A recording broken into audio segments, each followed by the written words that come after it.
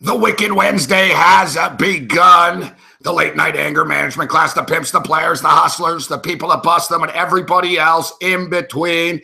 Let's roll as we're ready to rock on this Wicked Wednesday. We've got a busy ass night going on here tonight. The best time in the sports year just got a little bit better as we added another dish to the buffet. Another dish to the buffet. It's a potpourri. It's a smorgasbord. There's something for everybody right now, man. There's something for everybody. We've got Major League Baseball playoffs going on. We've got NHL regular season hockey. We've got college football. We've got WNBA basketball. If you're a degenerate, we've got NBA preseason basketball. Thanks for showing up last night, the Toronto Raptors. A pretty heated program. We kicked it old school rage style last night. Heated debates about really like pretty trivial fucking topics. Yeah, it's funny. You turn on the news right now. People are going hard about gun control. People are going hard about Puerto Rico. People are freaking out about Trump every day.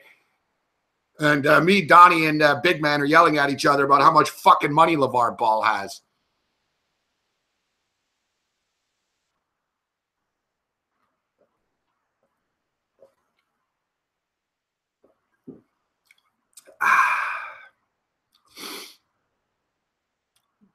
Coca-Cola is a good drink,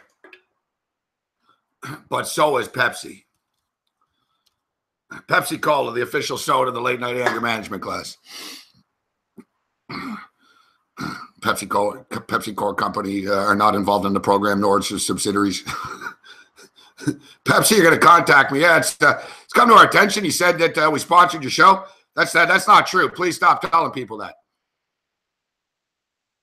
Please stop telling people that. We have nothing to do. We don't want anything to do with your show.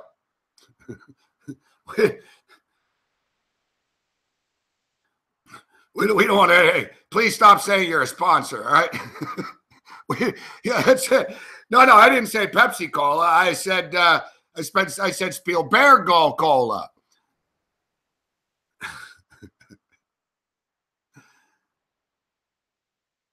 All right, let's backtrack for a second. As I see my main man Brooks say in the chat here. Whoa! What?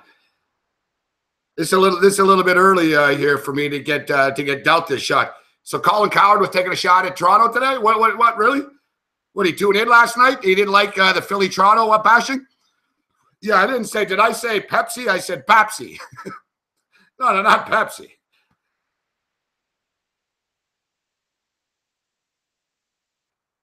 Yeah, good call, Big Will. If there was an official sponsor of this show, it would be RC Cola. 99 cents. Who doesn't like a fucking bottle of RC Cola? You know what's crazy, too? I grew up drinking RC Cola. It was always on the corner store, and it was like the ghetto soda. It was always like, half price of what Pepsi and Coke was. And listen, I'm from Quebec, and Pepsi, people from Quebec are often called Pepsis. Kind of a derogatory term, though. But actually, like, Quebec is the only place that outsells Coca-Cola. Pepsi outsells Coca-Cola. Because Pepsi came in and was less expensive than Coca-Cola in the old days. So a lot of French people didn't have money. Soda.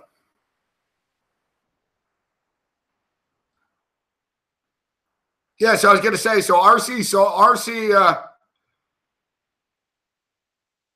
RC Cola was always sort of the ghetto fucking, the ghetto juice, so to speak. But when I moved to LA, it freaked me out. RC Cola was the official sponsor of the fucking Inglewood Forum. In Kings. I was like, man, RC Cola, Royal Crown makes sense for the Magic Johnson.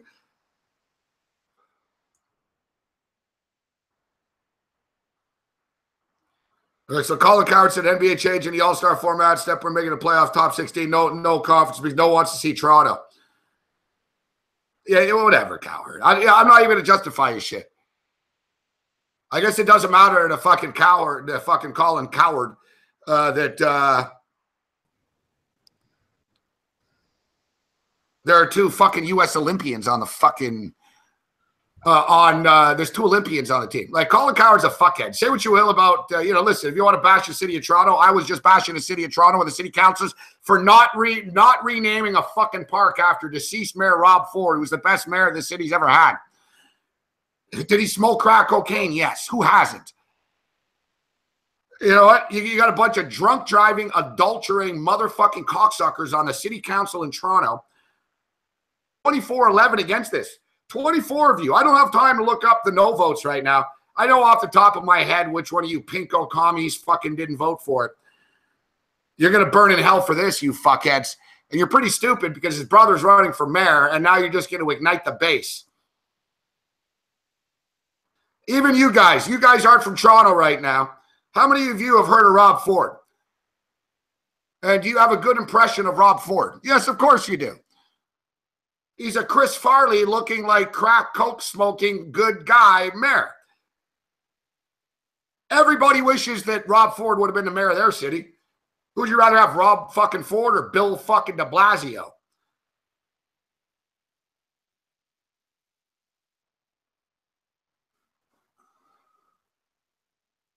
Rob Ford was a stud. They won't even name a little park after him. Like, I don't understand. Like, what did Rob Ford do that was so bad? That's the whole thing. Like, okay, like what's the big? Like, they're all like, well, it's a bad message to kids. Like, what message? Did he help kids? Did he coach football teams? Did he give money to the community? Like, I don't really get it. Yes, he smoked crack. Okay. If he didn't die, he would have fucking still been mayor, you fucking idiots.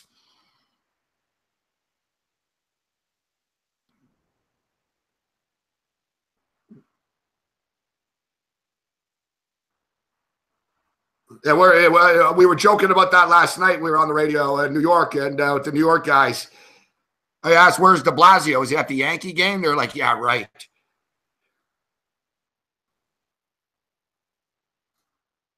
See, look, everybody likes Rob Ford.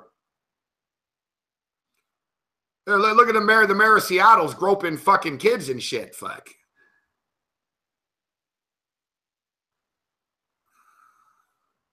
Come on, Vitalis. The mayor of fucking Sacramento's Kevin Johnson, a fucking basketball player.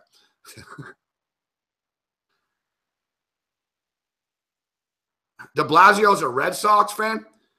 That's sacrilegious. Rob Ford versus Chris Christie in a fight? Well, Chris Christie, because Rob's no longer with us. That's not really a fair fight. One of them's dead, dude. If you're telling me Cleveland Browns versus Rob Ford, I'll say Rob Ford. Give me Rob Ford plus the 7 points. Oh, look, there he is on TV here, too. Oh, God bless you, Rob. Nice man. When you guys got time, just look up Rob Ford on YouTube and look at his blooper reel. The best one is when he's trying to dodge the media and he runs face first into a fucking camera. There was the time that he fucking ran over an old lady, city councilor. There's this like little old grandma lady on Toronto City Council. Ford got all pissed off at someone across the room. He got up like he charged the guy, except he knocked over this woman in the process. That was pretty good. And, of course, there's the classic, him hutting a football and falling over.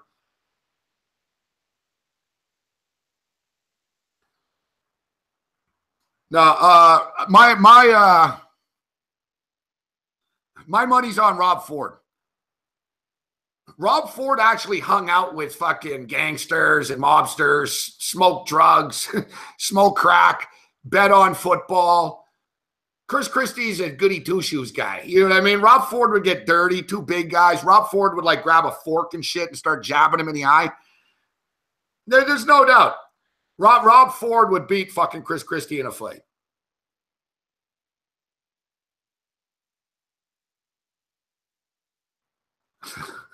Yeah. My money's on Rob Ford. My money's on Rob Ford. The big question, listen, the $1 million question is, who would you guys take? George Foreman or Steven Seagal?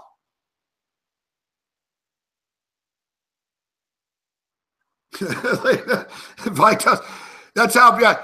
Vitale's going to tell people that Morency guy's such a bad capper. He told people to bet on a guy that's dead. We'll get to Colin Cowherd after Colin Kaepernick. We'll leave Kaepernick out of this. So yeah, who do you guys? So George Foreman is 68 years old. He's 68, and he challenged. Oh, we got to bring Babano in. I told him 10:05. I've been rambling for 11 minutes. What a great show this is. That was the best damn 11 minutes in sports talk show history.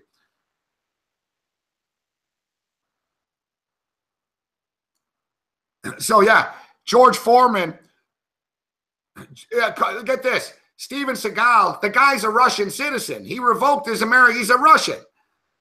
He's a damn Russian. And Steven Seagal checks in from Moscow to rip NFL players for kneeling. Nothing like a guy that revokes his citizenship to become Russian to question a bunch of dudes' patriotism. So George Foreman told him to go fuck himself. George Foreman said, I'll fight him. And they said, George, you're 68. He goes, no, I want to fight him. I'll fight Steven. He goes, I have nothing against him, but I'll fight. I want to fight him. And he goes, tell Seagal I'll fight him. I wear boxing gloves. He can fight any style he wants, but I wear boxing gloves.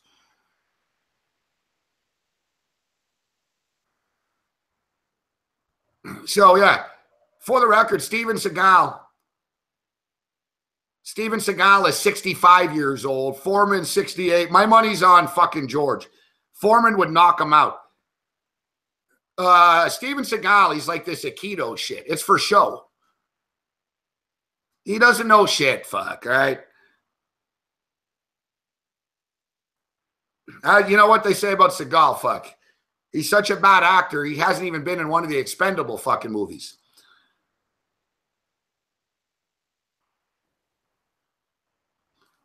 That's all fake shit, Robinson. That's all fake. Magic Johnson, speaking at a gambling convention, Magic Johnson's probably arguably the greatest American alive. Guy beat AIDS, fuck. He's invincible.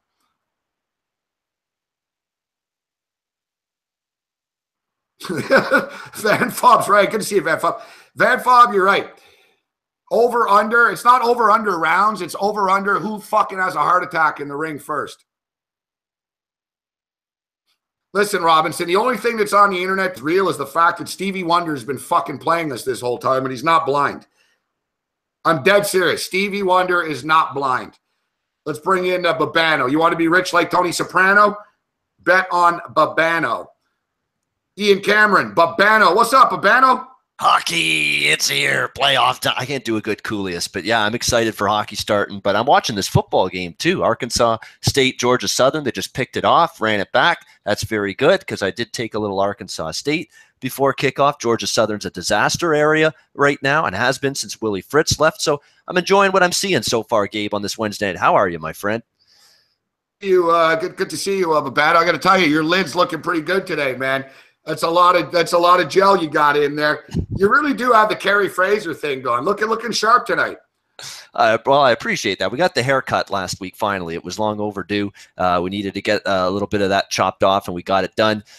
So it looks all right. Yeah. All right. It's I don't know, Babano. I don't know. I don't want to get in your personal life too much, but the fact if you're single, that's a shock because I'm going to tell you, you're looking pretty good, Babano.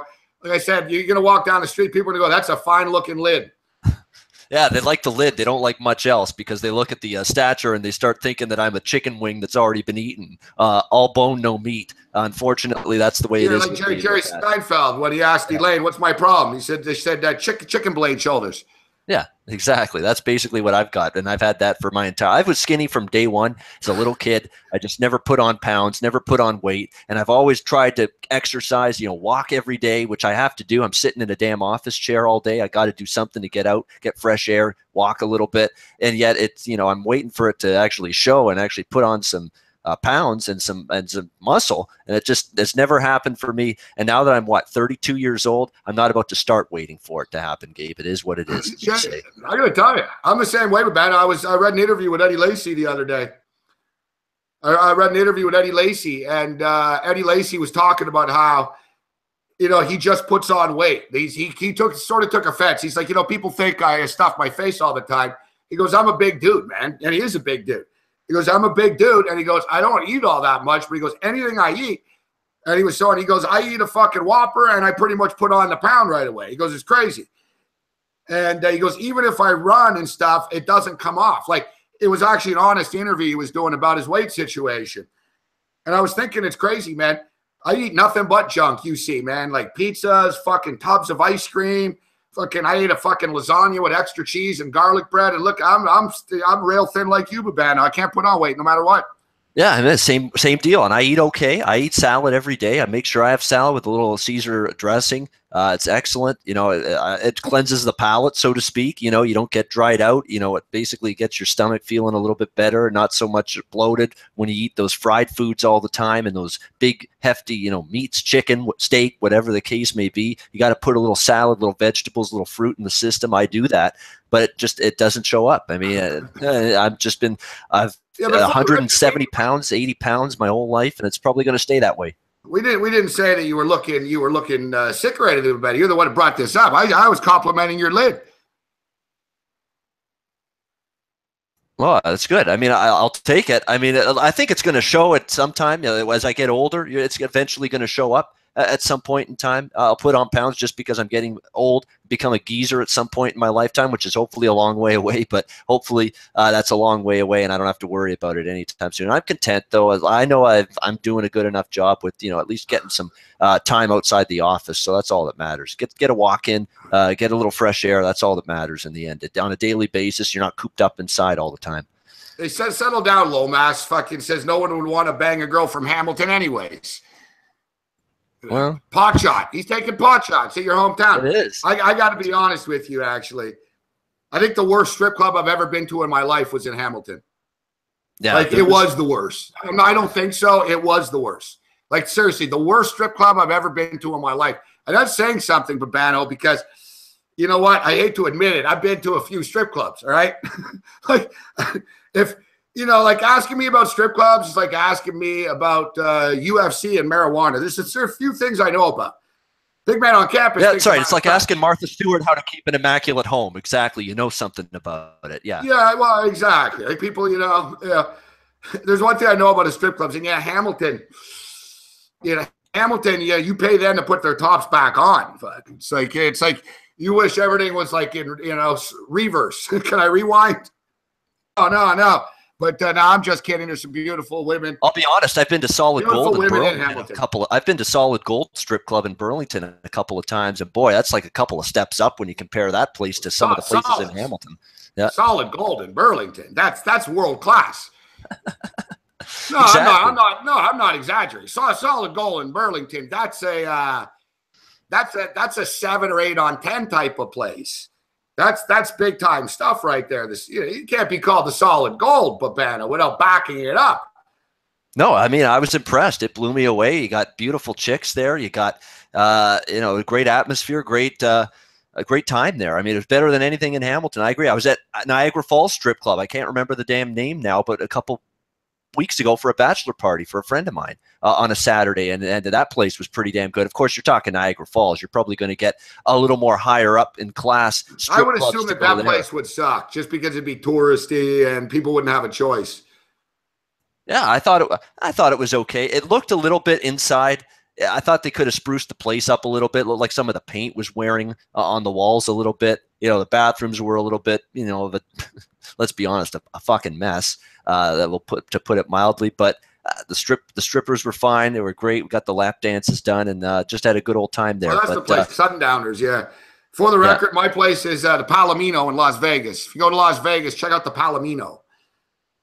It's in North Vegas, so you know it's not the safest neighborhood, but the Palomino, guys. If you're in Vegas, check it out. It's old school. Palomino is actually the only all naked place as well. In Las Vegas. All right, so we got a baseball game going on here. 6-4 right now. We got some college football going on as well. Let me get. Arkansas State just scored a touchdown, 36-17 for the Arkansas State Red Wolves. That's exactly the pace we were looking for. Yep. You know, you're bringing good news, Babano. Score update with Babano. Bringing good news. Yep. You get rich like Tony Soprano. You bet like Babano. Yeah, I've got that game on right now while we're waiting for the Flyers game to start. Donnie and Okay, Jeff Nadeau special. Philadelphia Flyers tonight against San Jose. Yeah, they're not hockey guys, though. They're not real hockey guys. Donnie watches. Donnie's a big Flyer fan. BMOC. Does Donnie watch? Yeah. Yeah, BMOC couldn't care less about hockey. You could put a hockey game in BMOC's backyard. He'll draw the blinds. I mean, he will not watch. He will not pay attention. No. He says he follows the Flyers just sort of as a recreational thing. Yeah, he might watch them, I would say, come playoff time. But, yeah, he's not a big ardent die-in-the-wool hockey guy for sure.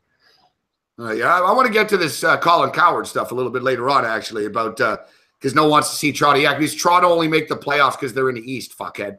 He's such an idiot. Like, he really is just a stupid tool. But whatever. I don't know. Hey, Cowherd, you're not even on in Canada, so I don't know why you're taking pot shots. You're not going to get any pop about it. So, no, nobody gives a shit. All right? So what's your take?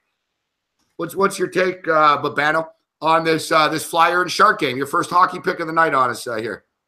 Yeah, late night. It's about to drop the puck. I took a shot with Philly as the underdog, Morency, because not so much that I'm high on the Flyers this season, but because I'm anti-San Jose. I cashed in against this team a lot last year. I faded them in the playoffs against Edmonton. This team struggled down the stretch. They can't handle speed. They can't handle youth and skill in a young lineup anymore in the NHL. They don't just defend as well. They can't keep up with the pace of the game at times. Most of the San Jose core, Morency, they're in their mid-30s now. We're talking about Thornton, Pavelski, Brent Burns, even Logan Couture now in his 30s. I mean, there's a bunch of guys on this San Jose team. They're not getting any younger. They're getting older, and they struggled with the pace of the game a little bit. I think the arrow is pointing down on the Sharks a little bit. They're sort of retooling, rebuilding a bit. Of course, Marleau off to Toronto now, and we see what Marleau did tonight, 2 goals in his Leaf debut tonight.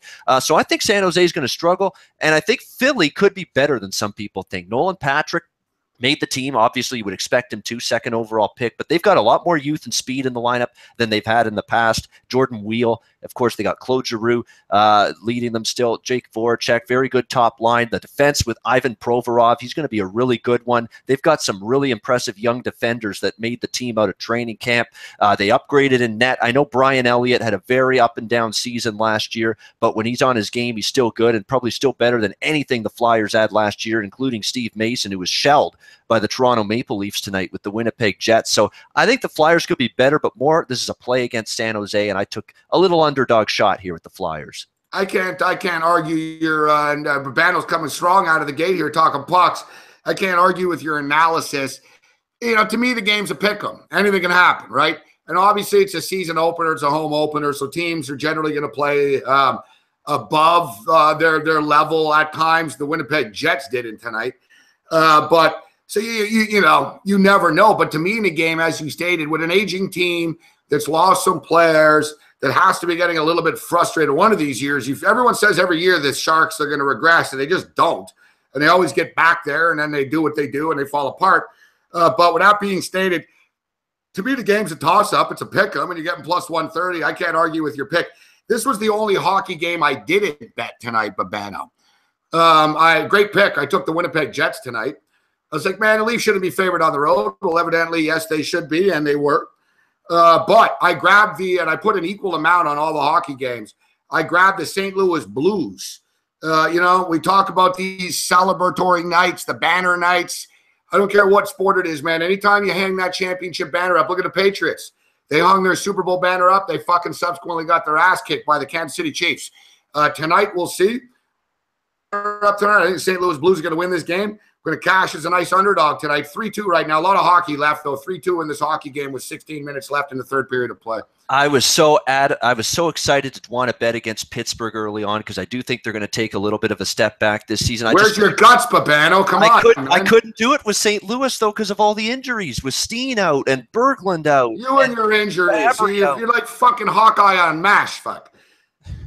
And Bouwmeester out, and they just scored again. Hey, is Tarasenko playing? Yeah, he is. And Shen, they got him in the offseason. Is Berglund playing? They did. They got him. And is Braden Shen playing? They did, and they just scored. All right, so they do have players still, right? They just added another one, 4-2 Blues right now. 16 St. Louis Blues, see? Period. Yep. Come on. I compare you to Tony Soprano? Yeah. Come on, man. Come on. More Pee Wee Herman, fuck. Oh, I wasn't laying with Pittsburgh. Come on. I got to take it back, Babano. I'm telling people, you want to be rich like Tony Soprano, you bet like Babano. Now I'm going to say, I don't know. Yeah, Pee Wee Herman's picks. Fuck. Don't compare me. You even look a little. You even have the little. You got a little Pee Wee. That's Gary fucking Bettman, Pee Wee Herman. That's not me. Not even maybe. That's Gary Bettman. Gary Bettman's the Pee Wee Herman lookalike. That fucking little weasel. That piece of shit. I don't like that guy. Sorry, I get a little riled up. Babano doesn't like the Pee Wee Herman reference. Oh yeah, we want to be assessed, basically be associated with someone that played with his weenie Pee Wee's Pickhouse basis. Yeah, played with his weenie on a regular basis. That's someone you really want to be associated with. He was in a porn theater once. Got caught. It's like Krusty the Clown. Yeah. I actually liked Pee Wee's Playhouse when I was growing up. Watched that show all the time. No joke. Honestly did. CBS television, Saturday morning kids show lineup, Pee Wee's Playhouse. Watched it regularly. Actually, I liked it as a kid. So there you go. There's my Pee Wee. Now it's stuck with. Now it's stuck. Babano's Pee Wee Playhouse picks of the week. Yeah. Yeah, Pee Wee's Playhouse. I know that stupid dopey song. Picks of the week. The Pee Wee's Playhouse picks of the week. All right, so you got the hockey pick. You're going with the underdog here, 4-2 Blues right now. Let's jump into some football. We'll start with the one college game, then we'll get into the NFL. We'll focus more on the NFL. College tomorrow night, Louisville and NC State, big Thursday nighter. Give me NC State. Give me NC State plus the points. Love them in this spot. It's a situation where Louisville to me is just totally overvalued, totally overrated. What's there to like about Louisville outside of the quarterback, Lamar Jackson? To me, he's got to shoulder so much of the load for this football team. I think they've got a subpar offensive line, and that's a bad matchup against NC State because their defensive front seven's the strength of that football team. They can blow up the line of scrimmage. They can blow up the trenches battle against that Louisville offensive front. I think they're going to be able to do that, harass Lamar Jackson, keep him in the pocket, and get pressure on him. Don't give him time to throw the ball down the field or take off and run with it. And on the flip side, I think Ryan Finley's an underrated quarterback. He has been with this coordinator, Eli Drinkowitz, going back to the Boise State days now for 4 or 5 years. They've got cohesion, chemistry. He hasn't thrown an interception in eons and ages. Basically, he threw his last interception, it feels like, came before I was born. Ryan Finley. He's been that good protecting the football. Exactly. It's been a long, long time, and not one this year thrown. This team is very good. They've been turned it over since the opening game, actually. No fumbles. I think they might have 2 fumbles on the year, 2 turnovers, but it wasn't Finley. They really minimized the turnovers. It's a live spot for them. Yep.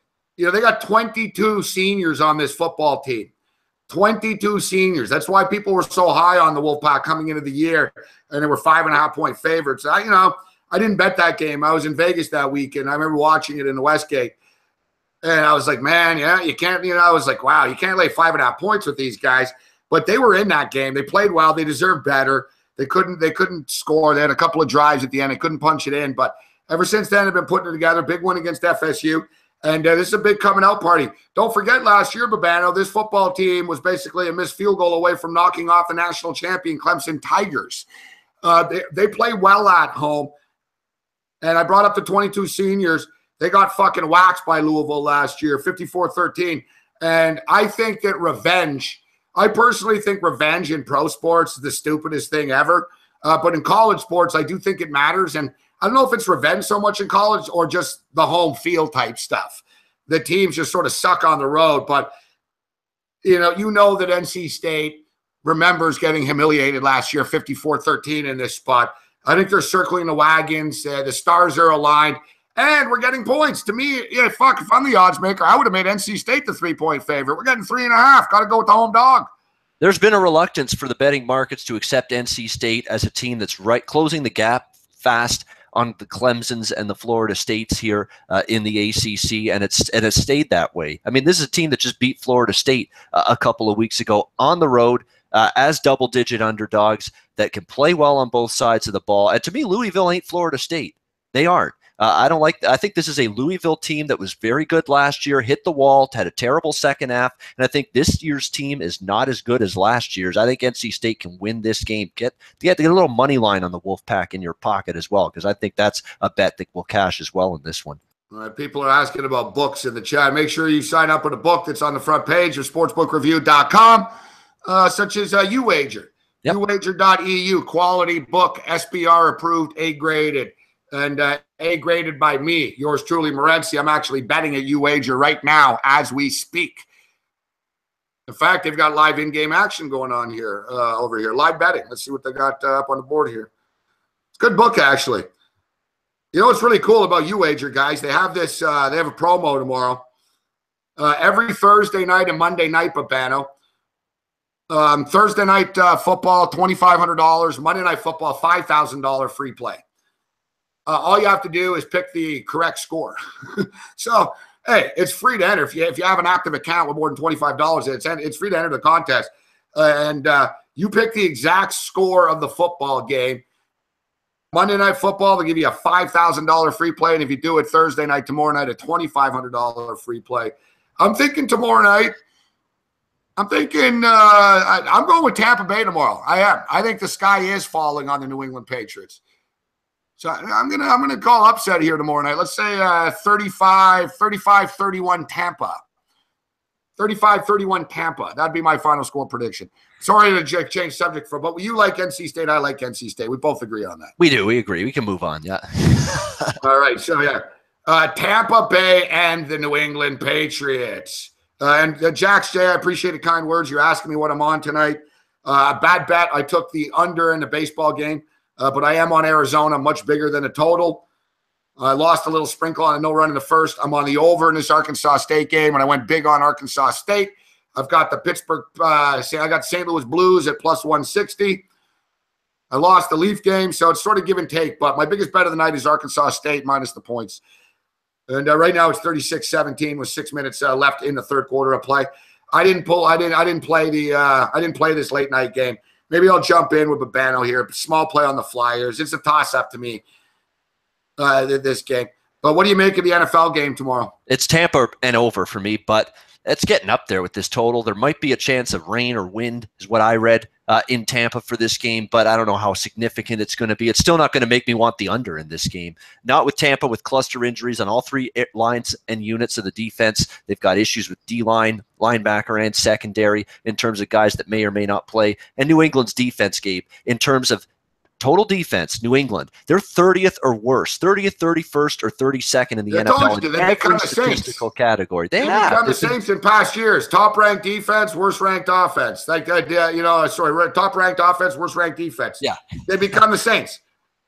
They've been absolutely inept, and I hope the Patriots are enjoying Stephon Gilmore getting torched on a weekly basis. He has not been any good. Usually Bill Belichick can turn these Bills rejects into good players for him. Hasn't been able to do that yet with Stephon Gilmore. I mean, he's done that with Chris Hogan. He's done that with even Gillislee's impacted this team a little bit this year. Has not happened yet with Stephon Gilmore. This past defense getting shredded. Even Malcolm Butler, not quite playing to the standard that we've come to expect from him in that Patriots secondary. I think Jameis Winston and the Bucs can move the ball. They might have Doug Martin in the backfield returning for this game as well. New England's going to be able to move the ball, though, against Tampa Bay. I mean, Tampa Bay, I know, against the New York Giants. Both their secondaries, Tampa's giving up literally like over 300 yards a game in the air, like 330 type thing. Yeah, they're both bad. You know what it is? I was talking with Malinsky about this. And, Grimes going to be back there. And it's not so much that the players – it's a lot like Detroit's issues last year when they allowed quarterbacks to complete 70% of their passes, 72% of their passes, but it was a record. And, it was just because they couldn't get a pass rush. And it's not like their players, that suck. It's not like their DBs are terrible, but it's tough. If your team doesn't get a pass rush, guys are going to get open in extended situations. And that's the deal with the Tampa Bay Buccaneers. They just don't get a pass rush, so it really puts their DBs in a tough spot. And, on a weekly basis, I mean, Mike Glennon threw for over 330 yards on these guys. Which is not a very good sign whatsoever. And I know the Brady and Belichick vaunted record off a straight-up loss. 16-3. 16-3 off a loss as a favorite, straight up and against the spread. So do I. Tom Brady's 9-1 in his career on Thursday Night Football. The Tampa Bay Buccaneers have never won a Thursday night, or they're 0-4.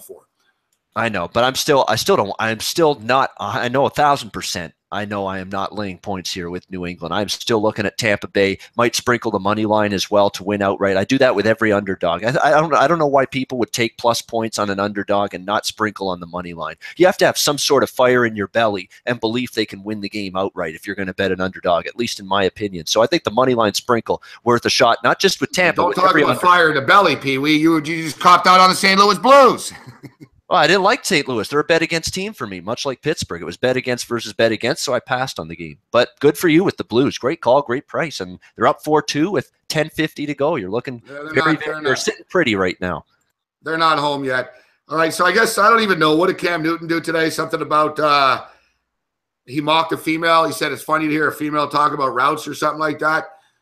I see some people are upset Cam Newton's a sexist after his comments earlier in the day.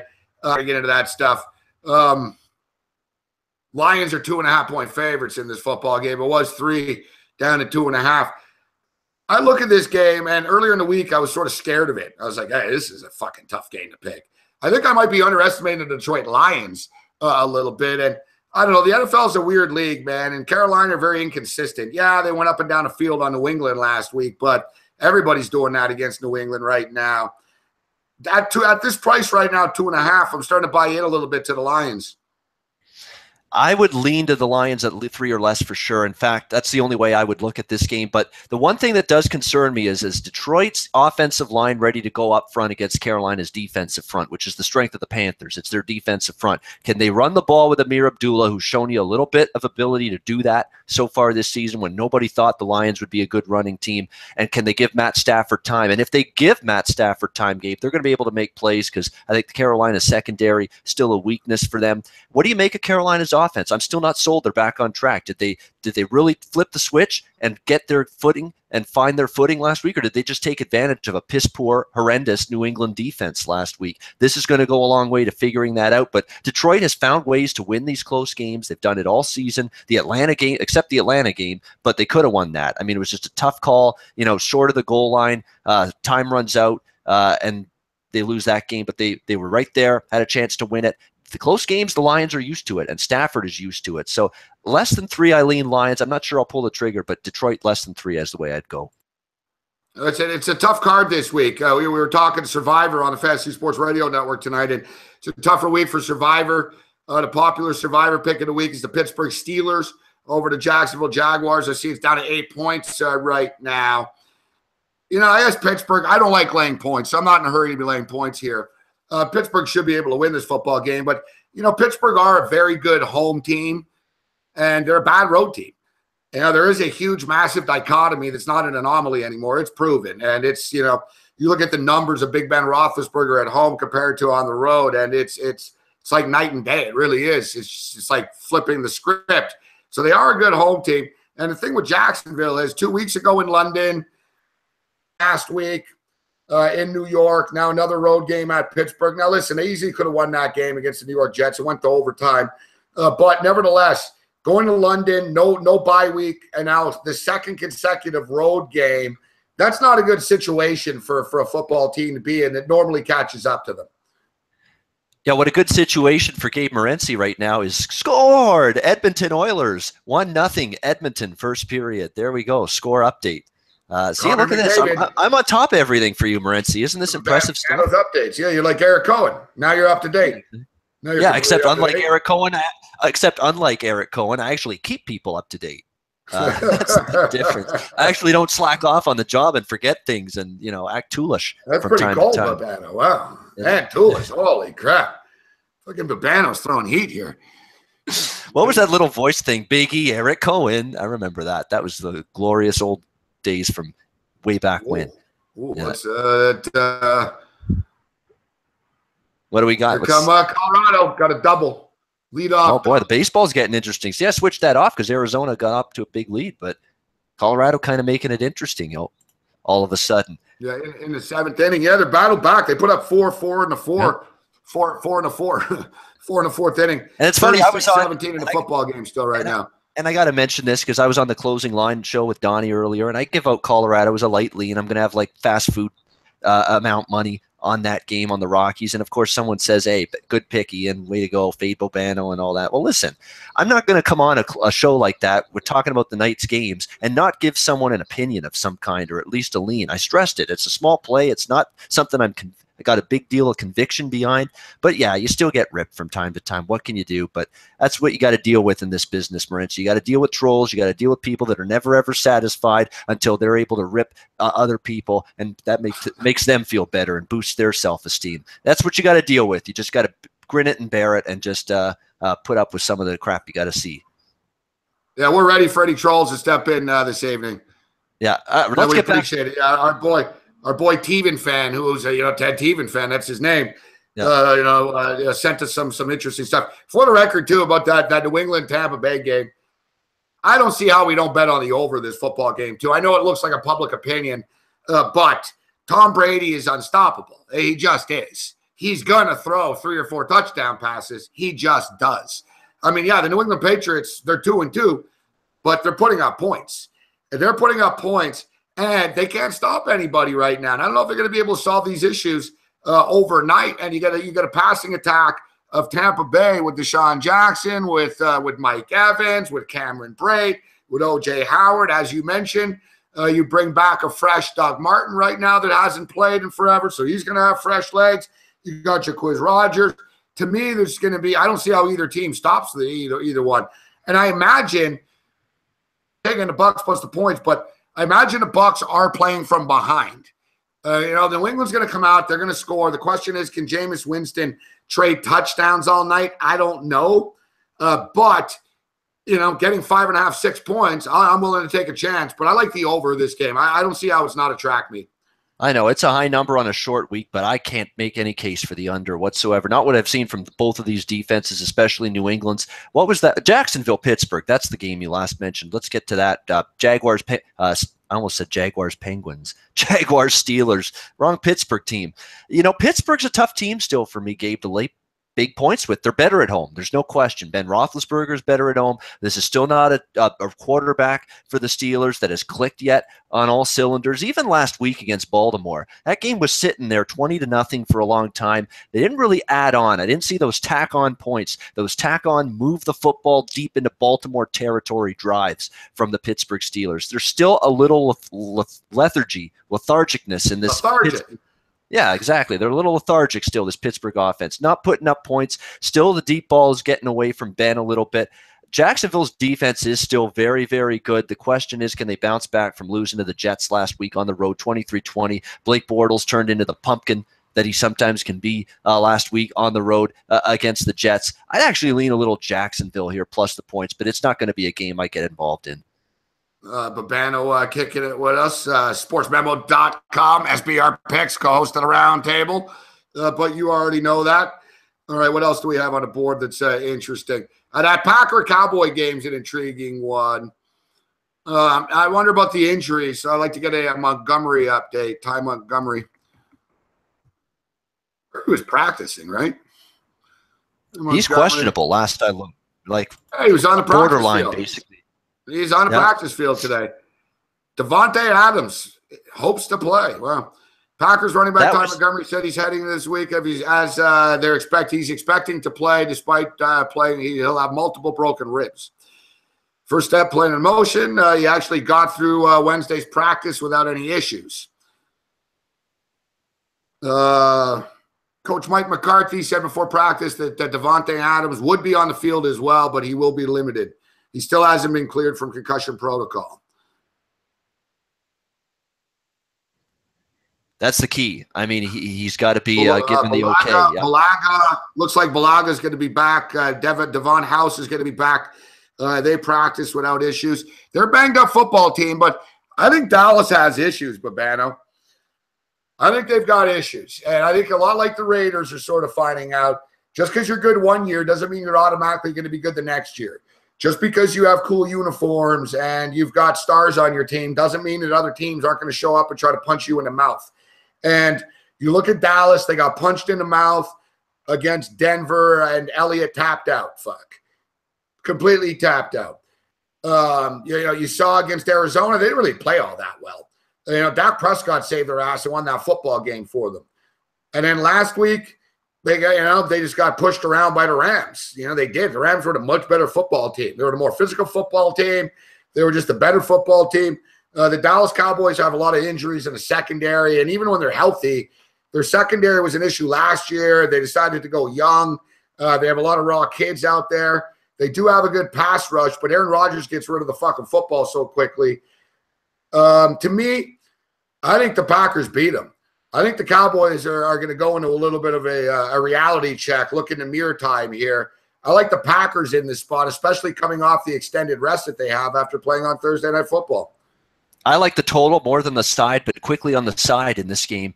I think there's arguments for both sides. I mean, with Dallas, it's playoff revenge. With Dallas, it's a team that's facing a Green Bay team that's banged up, that's at home for a second straight week coming off that Rams loss. It's full focus, on this football game. But at the same point in time, as you mentioned, Green Bay can do things against this Dallas defense that could be very, very scary for the Cowboys, and they've got that extra time. It's worth noting. We're talking 6-0. Rodgers is a fucking stud. It's as simple as that. We don't need to complicate it exactly, Babano. And what's the number? 6-0 with prolonged break. Exactly right. 6-0 ATS teams with the extended rest from last Thursday night playing the following week. We saw it last week. 2-0 again. San Francisco covered wire to wire. My best bet in the NFL last week, losing in overtime, but covered. Good call. You're right. You called it with us. Yep. Yeah, with that one, great for me and the clients there. And, of course, the LA Rams was on my NFL card last weekend, too, and they won outright against Dallas off the Thursday night game. The extra rest and the extra practice time has not been factored into the betting markets by the odds makers. It's been an undervalued element to the football great point, season as so well. far. Especially if you're the Packers with fucking broken ribs, Devontae Adams gets nailed.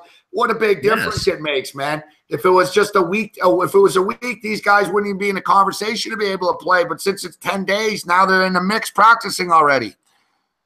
Yeah, don't stop with Brian Bulaga. There's talk even Bakhtiari may return for this game. And that's two of their two best offensive linemen here for the Green Bay Packers, Bulaga and David Bakhtiari. So being able to get both of those guys back would be absolutely huge. But more than the side, Gabe, I really like the total in this game. We gave it out on the Roundtable show today over the total, 52. Both teams can do what they want against the other team. And I don't think either team can stop what the other team does well. I remember they played in the playoffs last year, right? Exactly. They both went up and down the field on each other. 34-31, 65 total points in that game.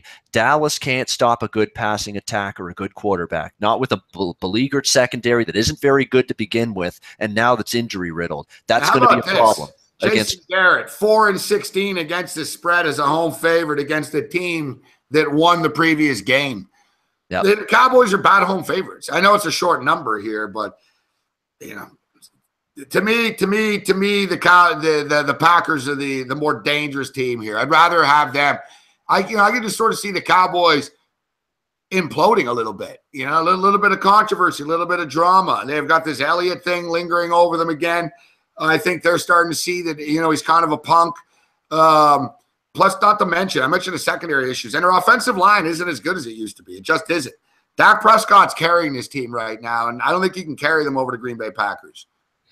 But one thing I will say, and like I say, Green Bay is going to be able to move the ball through the air against Dallas. They just are. I mean, Aaron Rodgers, too many good receivers, and if Adams comes back, it's all that more of a benefit. And it would be amazing and remarkable to see Adams back, because if anyone saw that Danny Trevathan hit by Chicago against him last week, that's a POS, piece of shit hit, really, and a cheap shot of utmost proportions against Adams in that game. It was not necessary whatsoever. For him to be back in that game quickly within a week would be amazing. Green Bay can move against Dallas, but I also think Dallas can move it against Green Bay, because Dom Capers has gone to this new quote-unquote nitro defense, but this defense isn't aligned properly to stop power running games, that they're vulnerable to those kind of teams. This could be a Zeke Elliott kind of game. They run the ball. They keep Dallas in second and third and short, make it easier on Dak Prescott. They should be able to move the ball. They did it against Green Bay last year. I like points in this game. Give me over 52. Like that even more than either side in this one. I don't know why I fucking didn't cash out. I was too busy doing this show to think about it, to be honest with you. I could have cashed out at one of the books there when the Blues were up 4-2. 4-4 right now. Yep, they just Penguins tied it storm back. Motherfuckers. Yep, the Pittsburgh's never out of a game. Yeah, I bet it's Crosby involved somehow too, this motherfucker. We just had a huge fight in the Calgary-Edmonton game. Tanner Glass, Zach Cassian. That's why my head was turned. Yeah, fight always gets your attention. Well, I get this game too. I figured in Canada I should get this game, right? It's hockey. So I got to tell you what, the Canadian cable grid's not too bad right now, Babano. I click on one channel, I got Edmonton and Calgary. Next one, I got Arkansas State, and then next to that's the baseball. So we're on top of everything here. I will be honest. We don't get the Sharks Flyers game. I don't get this one. No, Flyers game's only on my sports bet, but I will tell you right now, I was completely and utterly shocked, Morency, shocked. When I saw that 2 times from Goodfellas. Yeah. When I saw Arkansas State on TSN1 tonight, I couldn't believe it. They got a Sun Belt game on a Wednesday night on TSN. You got to be shitting me. I couldn't believe it. Blew me away. They have no rights to anything else, so I guess they don't have a choice. Good. It's true though. Surprised they didn't have some hockey game. They have some Leaf games still, but all right. So what game? What was the last game we just hit? Oh, the Packers Cowboys. Yep. Yeah, you like the over. Yeah, the 52 is too low. I'm surprised it's not 54, actually. I like the over, too.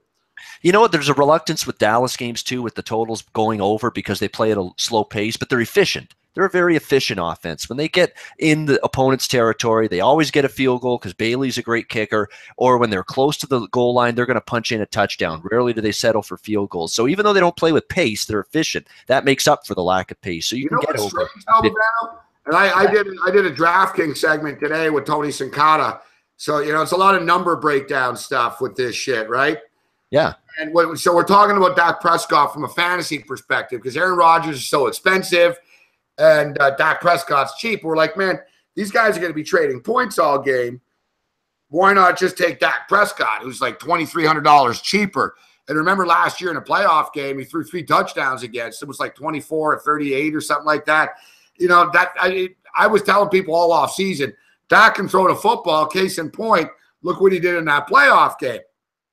But surprisingly enough, the Green Bay Packers, this is be shocking because if you think about the Green Bay Packers and their secondary and stuff and the numbers, but I'm sure you already know this, Babano, but shockingly enough, the Green Bay Packers are only allowing 188 yards a game in the air. They're ranked 5th in the National Football League against the pass, which is somewhat of a surprise, actually. Like, you wouldn't really expect that. But look, week 1, they completely shut down Russell Wilson. Week 2, they gave up 34 points to Matt Ryan. Matt Ryan actually only threw for like 239 yards or something like that, but they did get torched in that game. 27-24 win against the Bengals. Dalton really didn't put up massive numbers. Yeah, A.J. Green had a nice game. And then they played a shitty-ass Mike Glennon last week. So I'm not saying this is an awesome secondary or anything, but surprisingly enough, they've given up the 5th least points to fantasy quarterbacks this year. So they've actually shut teams down a little bit. But, I think this is like the Atlanta game. I think both teams will be in the high 20s, 30s, except Green Bay's not going to lose every one of these fucking games. They lost to Atlanta. They can't beat Atlanta. And look, last year what happened?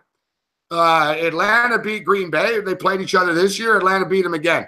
Last year, Green Bay beat Dallas. They're going to play again. Green Bay's going to beat them again. That's the way this shit's going down.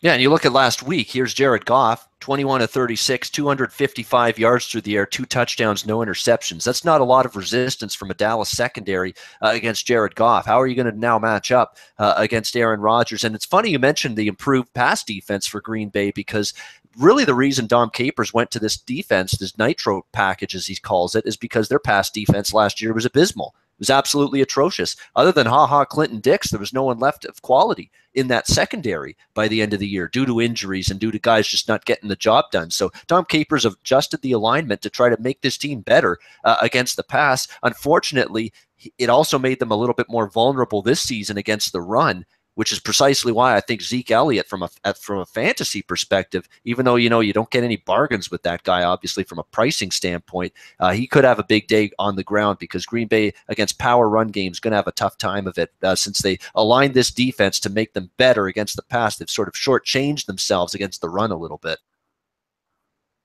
Kansas City Chiefs and the Houston Texans. Great Sunday nighter. Me and Big Man on campus, finally get a good one. We've been forced to sit through a couple of bad football games this year. This should be a good one. It's funny, actually, if you remember, Bano, Kansas City and Houston a couple of times have been that shit-ass wild card game. You know, the one that nobody cares about. That's the one that the husbands tell the wives, all right, we'll go to the store now. You know what I mean?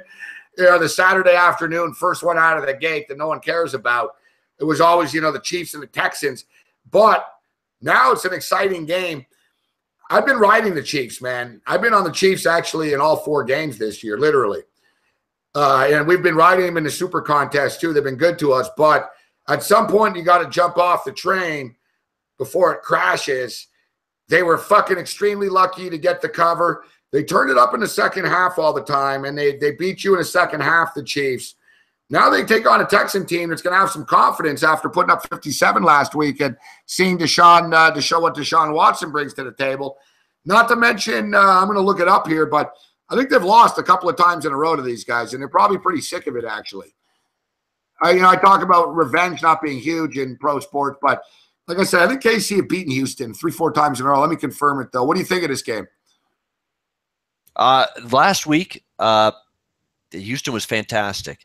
And after that performance last week, I'm like, wow, they've got something with Deshaun Watson. Players are loving this guy. Last year. They won in a revenge spot last year. That's right. It was early in the year, 19-12. Before that, they lost 30-0 in that playoff game. That was when we hit the Super Contest that day. They beat them 27-20 before that. They beat them 17-16 before that. So they beat them 3 out of the last 4 times. But, yeah, it's a good point you raised, Ben. It's tough for teams to put together spectacular performances like that back-to-back weeks a little bit. But I like teams that are playing in a second of back-to-back home games. I really do. It's a nice situation. And we're talking about teams that were coming off the Monday nighter last week. Dallas and Arizona. What did they do? 0-2 ATS for those 2 teams coming off the Monday night game. Short week. You're right. Yep. A long week, short week has still been perfect, hasn't it? It has been, and that's Kansas City off the Monday night win against Washington and the point spread cover of a lifetime for you and for many Kansas City Chiefs Packers. I mean, just unbelievable finish to that game. Great job by Sean McDonough mentioning it on the air. Fantastic. McDonough is one of my favorites. I like McDonough. He calls out NFL refs, calls out some people within the league for stupid stuff, even players for some of the stuff they do. McDonough gets an A+ in my book. I think is fantastic. He's doing Monday Night Football. Great job acknowledging the betting element of the end of that Kansas City game the other night. I don't know if Houston deserves to be a home underdog here. I really don't after what I saw last week. They mauled a very good Tennessee team. They take advantage of a KC team on a short week. A little smoke and mirrors, Kansas City, with that win. That was not a great performance by the Chiefs against Washington last week. Did enough to win 29-20, played a good second half, but now you got to go into Houston, a confident team, a confident quarterback. They clearly love playing for the guy. They've got confidence with him under center. He's already showing you leadership qualities. He's on the sideline talking to his teammates during the game. People like Deshaun Watson already. Houston's defense is starting to play better after the first couple of weeks where they sputtered a little bit. Got back after losing to New England. Much better performance last week against Tennessee. I think the spot is good for Houston, and I'm not sure they should be a dog here. I thought Houston should be a 2.5 point favorite, even though Kansas City's undefeated. So I'm looking at value on the Texans here at home. What do you make of the Buffalo Bill game? Is it too much to ask for them to win again? Kind of a bad spot, isn't it, Babano? Back-to-back road games right now. Last week, Atlanta. And is it a letdown after a tough to beat the Denver Broncos, Atlanta Falcons, and the Cincinnati Bengals in 3 consecutive weeks? And, oh, yeah, they don't have Jordan Matthews. And Jordan Matthews wasn't putting up massive numbers or anything like that, but nevertheless, he was a starting wide receiver for them. He had a touchdown, and against the Falcons, he was starting to get a little bit of a chemistry with Tyrod Taylor. He was playing well, actually. You know, Tyrod doesn't throw to the wide receivers, but when he was, Matthews is making plays. Andre Holmes steps up and in right now. You got Zay Jones and Andre Holmes as your fucking wide receivers. But I swear, their defense is so good, they just find a way anyways, man, with these guys. You got LaShawn McCoy and you got Charles Clay, and Charles Clay is playing at a Pro Bowl level right now. I couldn't believe how many times Charles Clay, as a tight end, going down the field for big pass plays and gets behind the Atlanta defense, not just once, more than one occasion last week against the Falcons in that win. He's their leading receiver, Babano, and target guy. Like, he's the guy. He's the guy. They're using him to stretch the field because they're just so devoid of depth and other options at wide receiver right now that they've basically got to use Clay from the tight end spot and try to make big plays with him down the field, because you've got Zay Jones who's been erratic. He's a rookie, but he's dropped passes he should catch. And now you've got Jordan Matthews on the sideline due to injury. I'll tell you what, right now, we're going to find out a lot about the maturity of the Buffalo Bills this week. That's a huge win for the team. Come on, Gabe. Last week, it's a huge win going into Atlanta. Not about the maturity, Babano. After beating the Broncos, like that's not. Yeah. We're past that point right now. I mean, we're. This is two. This is a. But this is a. But let's be honest. Denver home win at a place where you usually play better. That's nice. This is truly something. You're in Atlanta, the team that was in the Super Bowl last year. Tough environment. They rarely lose at home. The Falcons. That's an extraordinary win. That is what I call a signature win. That's a nice win, Denver. Nice win. Nice win. Not taking anything away from that. What you get here is essentially, yeah, we don't have Jordan Matthews. I don't want to make too much of that. It sucks. The Bills' defense has fucking dominated everyone they played against. The Buffalo Bills are one of only two teams that are perfect against the point spread. So we got a 4-0 ATS team, a 3-1 straight up team, taking on a 1-3 straight up team whose only win is against the hapless Cleveland Browns. The Buffalo Bills are creating havoc with turnovers on defense. And defense is, man, those two fucking, that black chick behind the fucking home plate is pretty hot. Big rack, too. I got distracted by the rack. Sorry, guys. But, yeah, the Buffalo Bills defense has really caused problems for all quarterbacks that they played this year. Like, on a weekly basis, they just have. Matt Ryan was fucking frustrated last week. I remember once Matt Ryan, they scored a touchdown, and Ryan took his helmet off, man, and he was like, and he said something to someone like, holy fuck, man, this is hard type shit. Like, the Bills, if you watch that game, the Bills were swarming them, and the defense is going to travel on a weekly basis. It's the offense that's going to be stunted, and the Bills' offense is challenged, to say the least. But you got LaShawn McCoy. You got a good offensive line.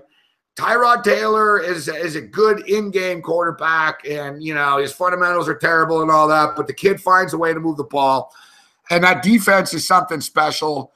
And to me, Andy Dalton, we know all about Andy Dalton. You talk about him. He's a fucking turnover machine, man. You know, you got the recipe. Basically, how the fuck do I not take a 3-1 team that's 4-0 against the spread against the Cincinnati Bengals?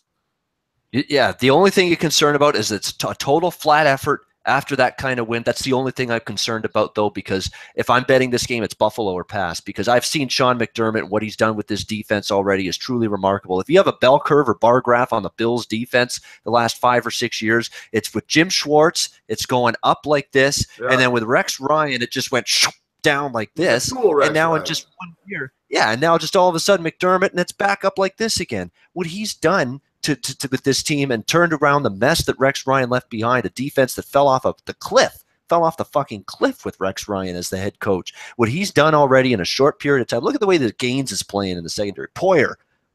Look at the way he's playing. These young kids for the Buffalo Bills. Fantastic. They didn't even have Shaq Lawson on the field. Trey White's the defensive rookie of the year so far. Look, the Buffalo Bills have the #1 scoring defense in the National Football League. They're giving up 13.5 points per game. So they played the New York Jets, challenged, okay. Jets are a crap-ass team. Carolina's offense, not great. Yeah, Carolina's offense just put 33 up on the New England Patriots. Yep. So I don't really want to hear the excuses about, well, this team and that team, and because of this, into the gap for Colorado. They're going to cash in a run or two here, probably two. Have you heard anybody saying that, Bills took advantage of Sanu and Jones getting injured last week? Have you heard that little rhetoric too? Of course. Whatever, dude. Before that, they were knocking the shit out of those two guys, right? They knocked them out of this thing. No, fuck that. Whatever. People use that. Well, whatever. Did they bitch about us losing Jordan Matthews? Guy scores a touchdown, and we lost him right after. You know, injuries, it happens. It's tough shit. I feel no sympathy. Yeah, the Bills only giving up 13.5 points per game, but I'll tell you that Bengals defense ranked 3rd in the NFL, giving up 16.8. Bengals have a fucking good defense, too. I hate betting on unders, but this is going to be a smash-mouth fucking football game between these two teams. And Buffalo might be a little flat and tired, actually, after the emotional Denver game, the really emotional Falcon game. And you're raising good points, Babano. I was going to say, no, they won't be flat. I'm not going to, I wouldn't use the term maturity, but if you watch the Bills last week after, They acted like they won the fucking Super Bowl. Oh, yeah. They were talking shit in the room after. LaShawn McCoy was dancing around and shit. They're having fun. I get it. But I just think the Buffalo Bills are a better football team. I don't trust Andy Dalton versus this defense. Blues, overtime winner. No shit. Are you kidding me? Really? St. Louis 5-4. Wow. I thought it was done, Babano. Yep. Cash it. Plus whatever, 160? Fantastic. Yeah, I thought I lost that one for sure. I was mad at myself for not cashing out. Yeah. Plus one. I got plus 170 earlier in the day. Oh, fantastic. Yep. God damn it. I was wanting to beat Pittsburgh, but I didn't trust St. Louis with the injuries. Way to go. All right, go to Blues. Blues. Go Flyers now. We bet on the Blues. Scoring overtime winners for you.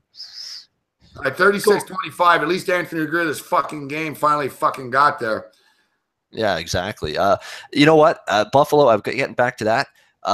I don't trust Andy Dalton against a defense playing this good. I know he beat Cleveland. I know he beat Green Bay, or was hung tough, I should say, with Green Bay, lost in overtime. But this is a new challenge of defense with the pass rush that has been ferocious for Buffalo. The secondary play has been fantastic, near lockdown, what they did to the Atlanta receivers last week. Let's see what Andy Dalton can do. I do not want to lay 3 with him against a defense that's playing this good. And let's give Sean McDermott credit. This is a coach that has a light on in his brain. That was not the case with the previous regime and the previous Buffalo Bills head coach. There's a light on in that brain upstairs with Sean McDermott, and people are responding to him. Yeah. He's the coach of the year, in my opinion, so far. It's still early. People will tell you Sean McVay, but let me ask you, Babano, the Sean McVay, the guy's got Todd Gurley. He's got fucking a #1 fucking pick in the NFL. He's got a stacked defense. Like, the Rams have more talent than the Buffalo Bills do.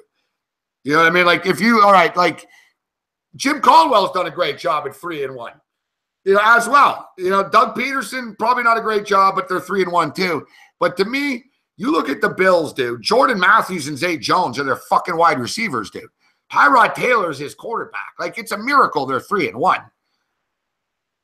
Totally agree. I mean, he's done a fantastic job so far, but we've seen years where we've seen Dick Duron coach teams, Mike Mularkey coach teams, the JP Lossmans of the world, the Trent Edwards of the world get off to these fast starts, get everybody hyped up, a little bit excited, and then the roof caves in. I don't know if that's going to happen with this team, but let's see a couple more weeks go by.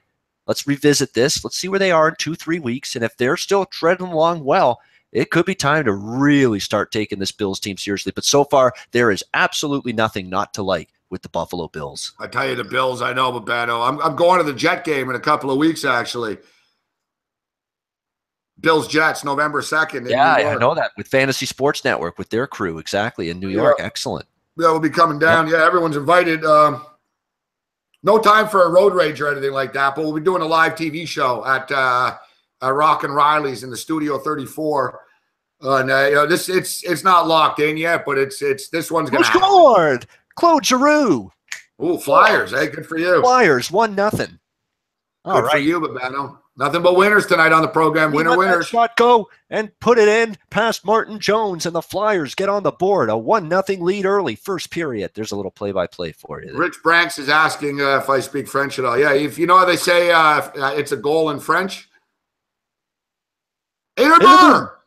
Yep. Oui, je parle français, Rich Banks. Love it. RDS Television. Yep, I've seen some Habs games on there. Oui, je parle français. What's going on here with the punt here to take it out to the 20? They're debating where the fucking ball is. Debating where the ball is on the goal line on a punt here. And yeah, mise au jeu, face-off. Did you know that one, Babano?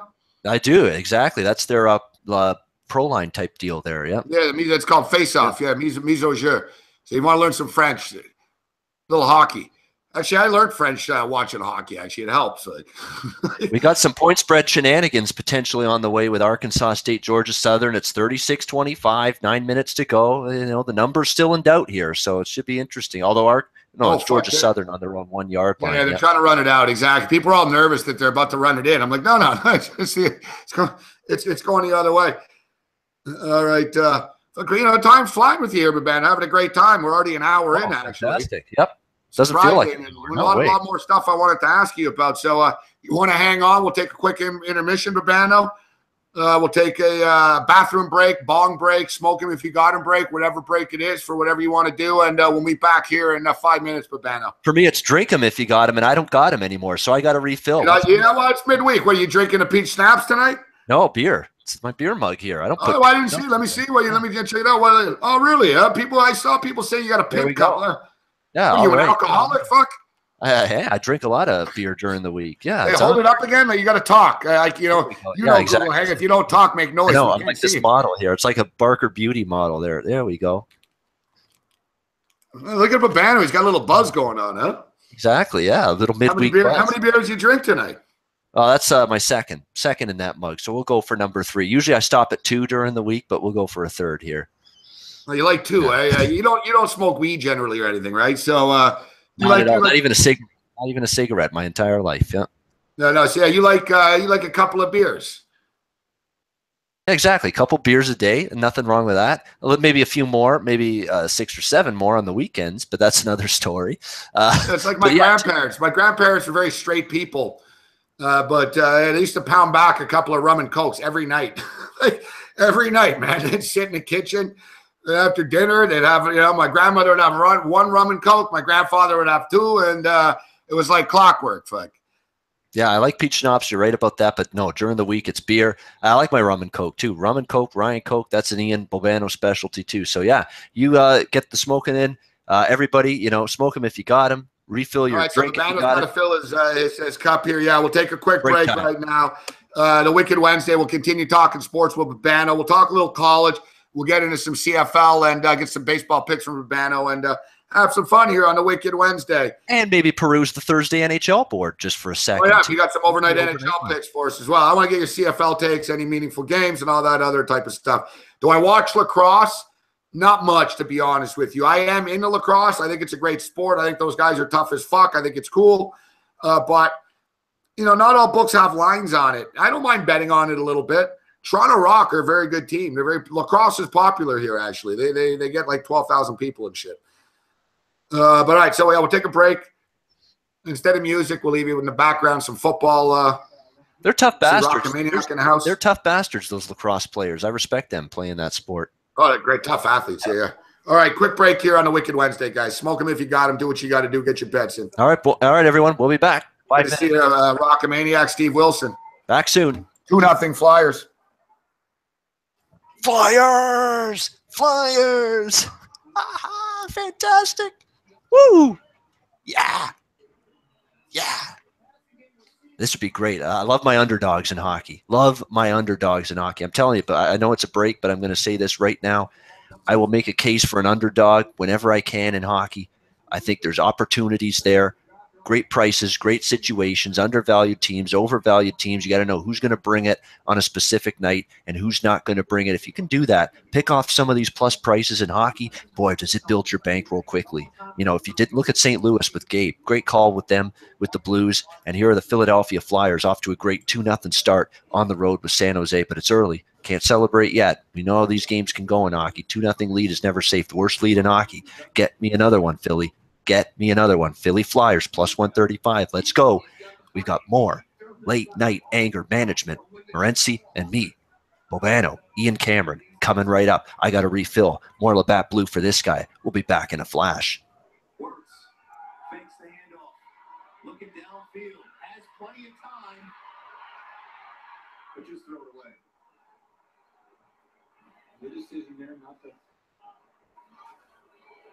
throw the ball hard away when there's nowhere to go with it. Christian Howard applying the pressure.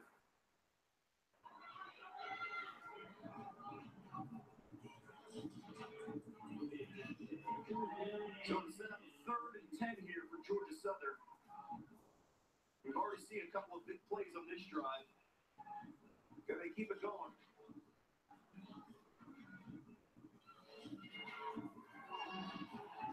Well, Obi Fortune has been the go-to guy tonight, the big play guy. He's coming to the bottom of your screen here. Looks like with one-on-one press coverage. They'll go run. And they'll run the football for a short gain on 3rd down.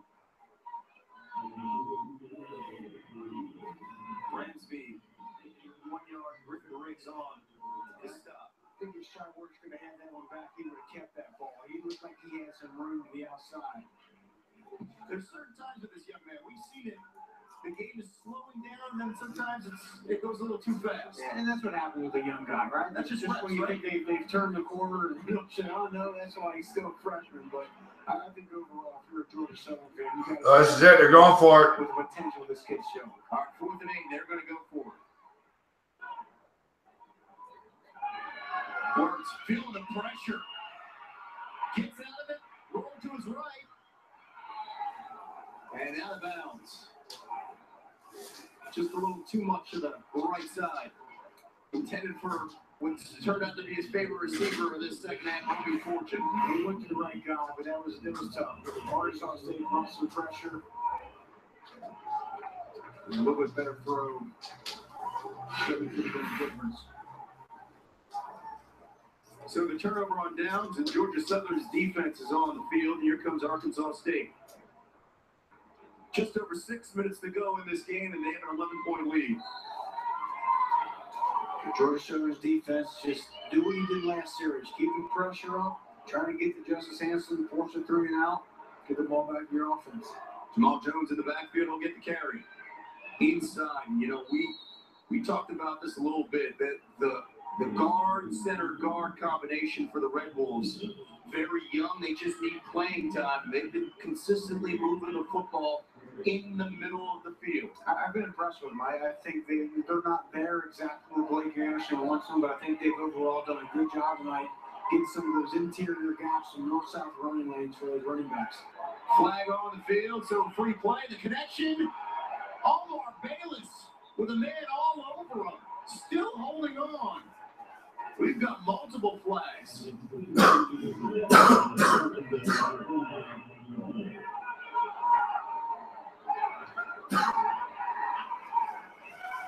If it stands, it's a 37-yard touchdown. There are multiple fouls in the play. Offside. Defense number 49. Decline. Pass interference. Defense number 20.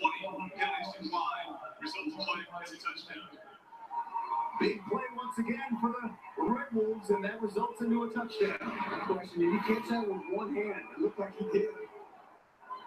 Woods backwards turn. Nancy catches him off sides. He got away with that, right? He did. He got the one hand. That's very good. Southern fans aren't happy about that one. Bayless is the hero from a year ago, catching that ball with 9 seconds to go, and that was the difference as Arkansas State came back to beat Georgia Southern. His first catch of the night, a 37-yarder. Little fight down the sideline for that grab. And you catch some offside, so what do? You go downtown and hope something good happens. And you can go with mistake there. It can turn up. If you're going to get some contact with the receiver, if you're going to pull a hip, pull a jersey a little bit, you get those eyes back, the official is going to be less inclined to throw the flag there, but he didn't. That's why he threw it. But nevertheless, touchdown, one-handed catch by Bayless. 43-25. Arkansas State over Georgia Southern right now. Red Wolves on the road, looking for their first conference win in their conference opener against Georgia Southern. And this is a different team. Once they get out of non-conference play, they get the conference play in October. Their last 20 games this month, they are 18-2. They turn on. They turn on the right time. The last couple of years, Arkansas State has always been the conversation. And the only FBS team to win 5 conference championships, or at least have a share in the last 6 years. That is the Red Wolves of Arkansas State. As they will kick off with an 18-point lead. Georgia Southern will have the ball. Lane Ecton right there with the football. Their offensive comeback on the field, down by 18. Hey, Saturday, the Paul Bunyan Trophy will be on the line at the Big House under the lights. Prime time on ABC. Michigan State, number 7, Michigan, 7:30 p.m. Eastern, 4:30 Pacific.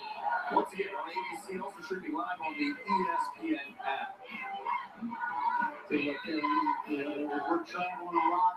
More these games on the road than ESPN comes in handy. No doubt.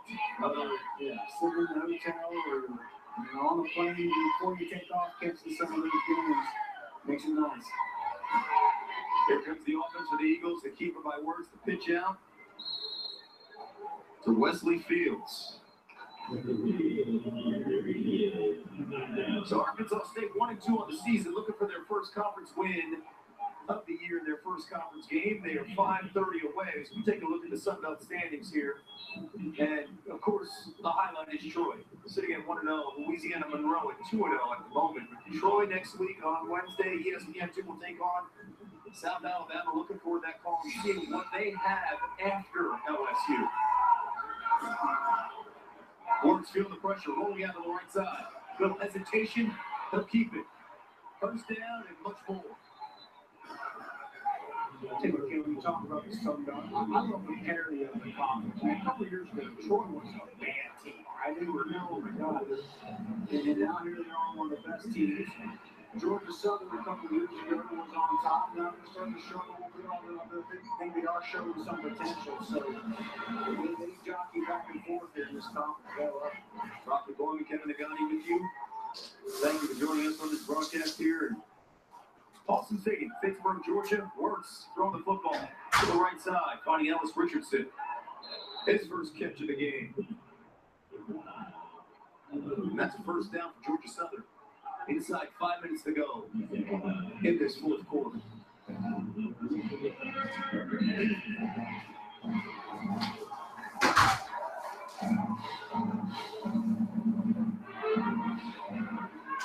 Clock still moving now for Georgia Southern.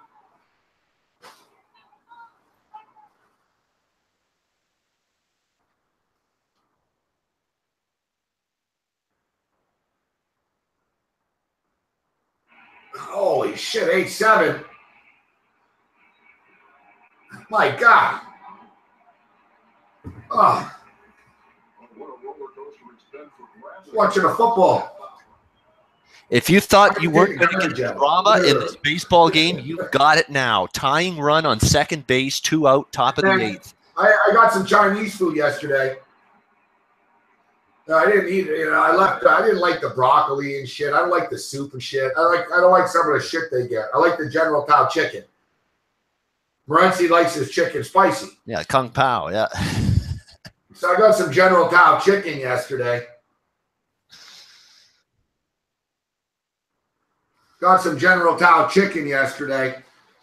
And whatever. I left the leftovers out, but I put the leftovers in a bag, but I left the bag on the kitchen counter. Man, there was a rank fucking smell going on. Fucking Mike, sorry about that. There's a rank smell going on. That's not good.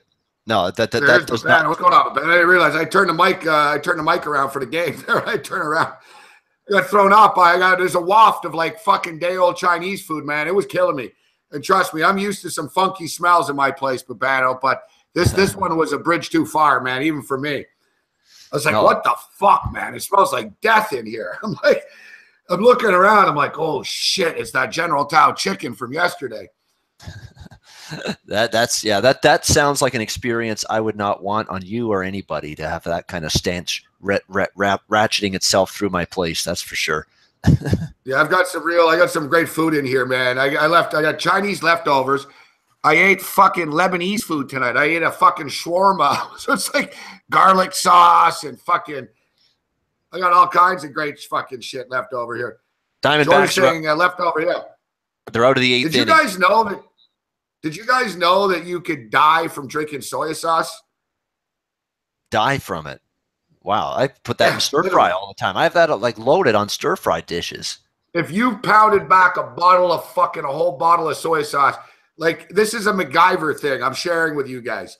If you're ever in a pinch and you're getting attacked or something like that, bottle of soy sauce, shove it down a guy's throat. Fuck. Sodium overkill. Exactly. Maybe you won't have to be charged by it. How can they charge you for killing a guy with soy sauce? I'm not fucking kidding. Soy, if you drank like two, I don't know if it's 2 bottles, a bottle and a half, you're dead. You're dead. I'm dead serious. Yeah. I never knew this until recently. I'm like, wow, so you can literally kill someone. And Cam watches fucking Dateline and all this shit all the time, right? Yep. Cam Stewart, my boy, the guy's an encyclopedia for Dateline stuff. Yeah, that guy murdered his wife and he buried her in the forest, and like he knows everything. And he goes, oh yeah. He goes, once a husband killed his wife. Fuck. He goes, soy sauce. He fucking killed her with soy sauce. I'm like, you can kill someone with soy sauce? He's like, yeah. He goes, yeah, sodium overkill. That's awesome. I'll have to remember that if a robber or mugger approaches me, because I know physically. I'm saying exactly. You're kind of screwed. I can't win a physical battle against anybody. I've got to find some way to level the playing field. Yeah, it's so devious. You tie someone up, you fucking, you tape them up to the chair, and you just fucking pour fucking soy sauce down their throat. I love it. I'm gonna have to keep that in mind. Nobody's fucking around with me anymore. The soy sauce of death will destroy you. And I imagine the old Mr. Fuji, soy sauce in the eye too, instead of rice. Soy carry sauce pockets in the your eye. pocket. Fucking, I'm not kidding. You pack a pack of soy sauce in someone's eye, you're telling me they're not going to be injured? Who would want soy sauce in their eye? Exactly. I wouldn't. I mean, soy sauce, I've got you now. Anybody that fucks around now. That's your MacGyver moment. Yeah, exactly. If you're ever in a pinch, soy sauce. Eyes, yeah. Look me in my eyes. I'm not shitting around. I'll get that soy sauce out so fucking fast it'll make your head spin. You'll be dead on sight. You understand that? The other good one is the rolled up newspaper, Babano. You know that one? Yeah. You roll up a newspaper. I don't want to get up again, but you roll up a newspaper and it becomes like a jagged fucking baton. You hit someone right there in the middle, fucking the windpipe. Boom, you kill them.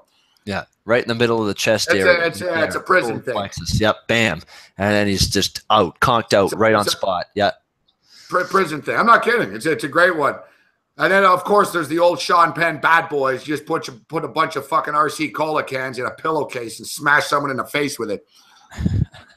That's a good one, too. Yeah, exactly. It's better than taking I'm dead serious. I'm dead serious. If you're in a pinch and you're like, holy fuck, I don't have a weapon, you're in your kitchen, you could literally take a pillowcase, go into your kitchen, put a couple of 2 liters, any fucking bottles of anything that you got in your fucking fridge, put it in a pillowcase, smack someone in the face with it, you'll fucking knock them out cold. That's awesome. Oh, I love that. I'll have to keep lock in a sock. Exactly. Like, no, listen. Yep. Listen, I grew up in a thing. I used to be a hustler and shit. I got robbed a bunch of times when I was a kid. So I've learned a lot of lessons the hard way. And you got to improvise at times, man. Yeah. You know what I'm saying? Take a fucking bunch of coins, put them in a sock, fuck. Take a pillowcase. Just take your fucking toaster and a blender, take household products, put it in a pillowcase, smash someone in the face with it. I'm telling you, soy sauce, tie someone up, pour soy sauce down their throat. That's awesome. Soy sauce down the throat. That's my magic formula now, because I can't beat anyone in a fist fight. See, this is the only show that we give you tips like this. What else you got for us, big man? You have any other little tips? That's fantastic. I've got the rolled up newspaper. I've got the pillowcase. Pillowcases are good for anything. You can put anything in a pillowcase and hit something with it. What's not fantastic is the Sharks have tied it. It's 2-2. The 2-0 lead gone very quickly.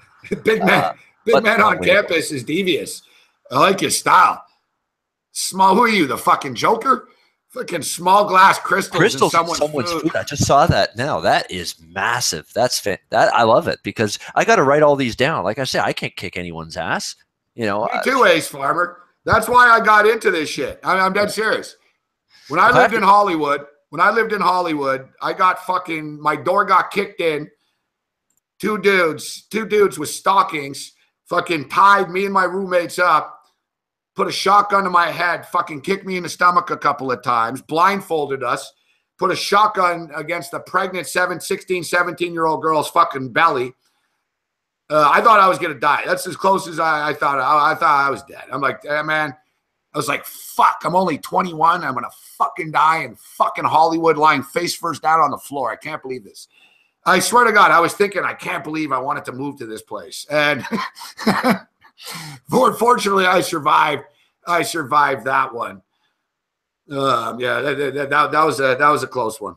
You had a great, I'm sure, I know you've got an unbelievable amount of stories you've had from your times there in California. Overall, if you had to grade your experience living there, good or bad, more or less?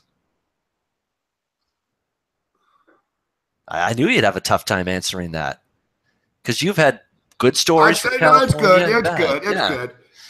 Well, listen, I lived on the fucking streets of fucking LA for fucking 4 months. So that's the bad. That's the very bad. It's like, yeah, it's an open air. I'm like, wow. Because I was like, man, I did have sex with a lot of hot chicks, fuck. And I'm like, yeah, I went to fucking 63 Dodger games. It was the best of times and the worst of times.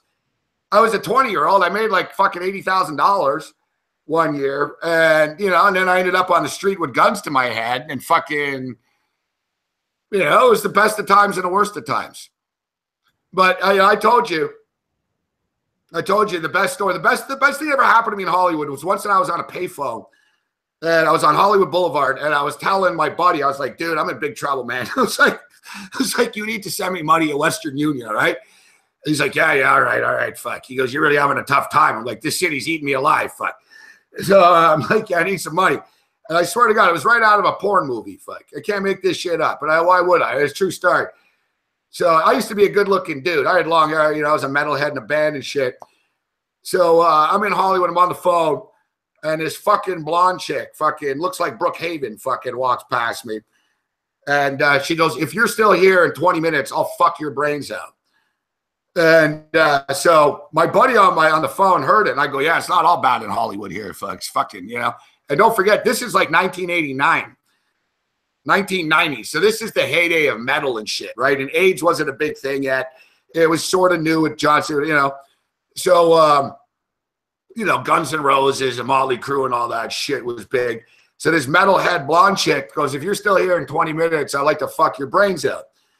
So what was I going to do? Fuck. I waited around for 20 minutes. Right, of course, like any male would. Yeah. Yeah, I waited around for 20 minutes. And so I actually hooked up with this chick. Her name was Lisa.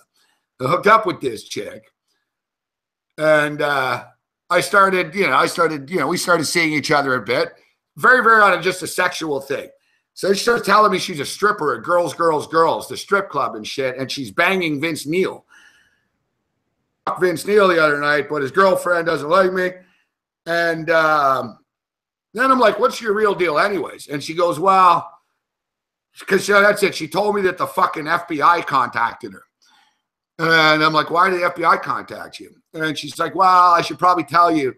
She goes, I married this rich German guy in Las Vegas so he could get his citizenship. But she goes, after the marriage, I stole his money and I stole his car and I moved to Hollywood. And now he's out to get me. So she was fleeing basically from I'm thinking of all fucking chicks I got to hook up with, of course. I'm like, all right, tell me more.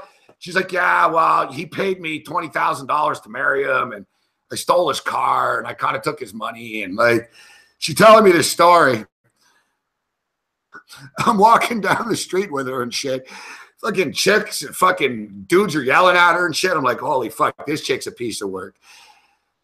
So yeah, nice girl, actually. Nice girl. So yeah, so when I think, I remember her. She was a positive sign in Hollywood. I find the hot chicks, a lot of them are time nice. I fucked a witch in Hollywood. That was a big mistake. Everybody warned me. They said, dude, she's hot. Don't do her. I know you like her. She was like a goth chick, except she was a fucking witch. And everyone warned me and shit. And I didn't listen.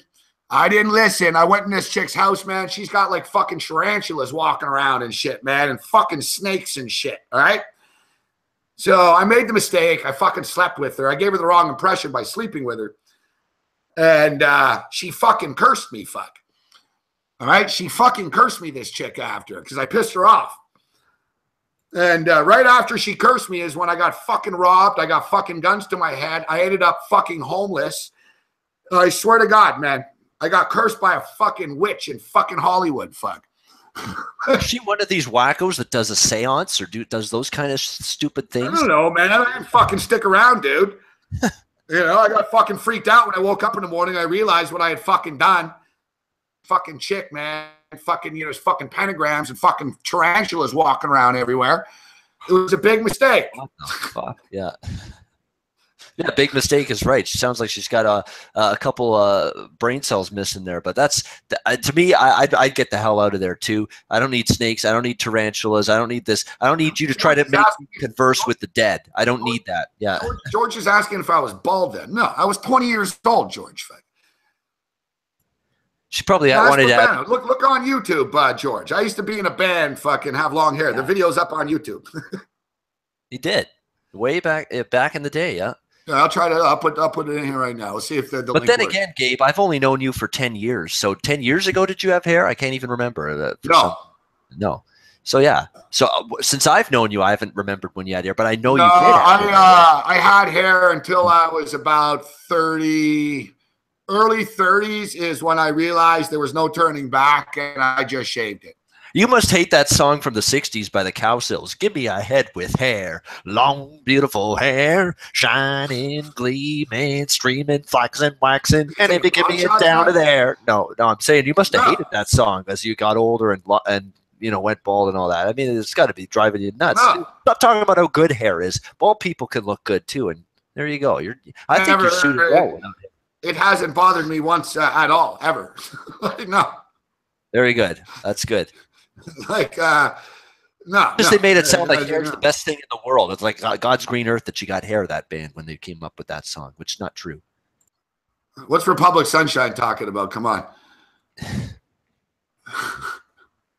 What part don't you believe? That I had hair or that I got cursed?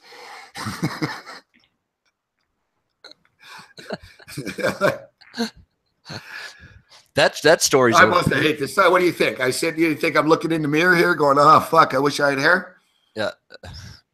Fucking all right, Babano. We're going to end this conversation now. Babano's gone. Yeah, we got to get back to you know what? Good, you know what, Babano? I didn't think I'd be using these this on you.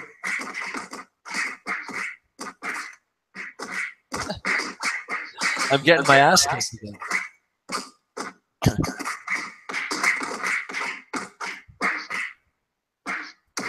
There we go. Snap my head back, make it look good. Yeah. You like that hair, Babano?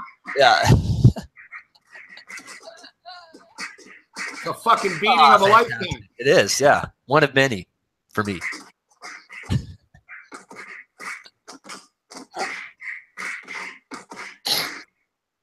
That's a great sound effect. Is that what you tried to use on the troll that made you miss that Kansas City play the other night? Stop. He's already dead. I was going to say, geez, if you've been punching me this long in real life, I am dead. Believe me. There's not even a maybe on that. Yeah.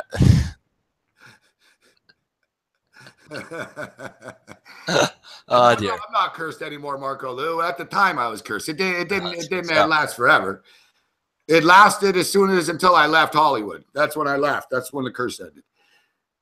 I told you the guy that I used to bet with, fucking, he's the prison guard right now in Joliet, Illinois, the most dangerous penitentiary in America.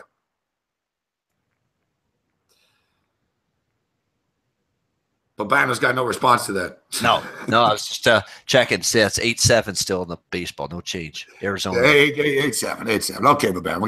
Let's get back to football.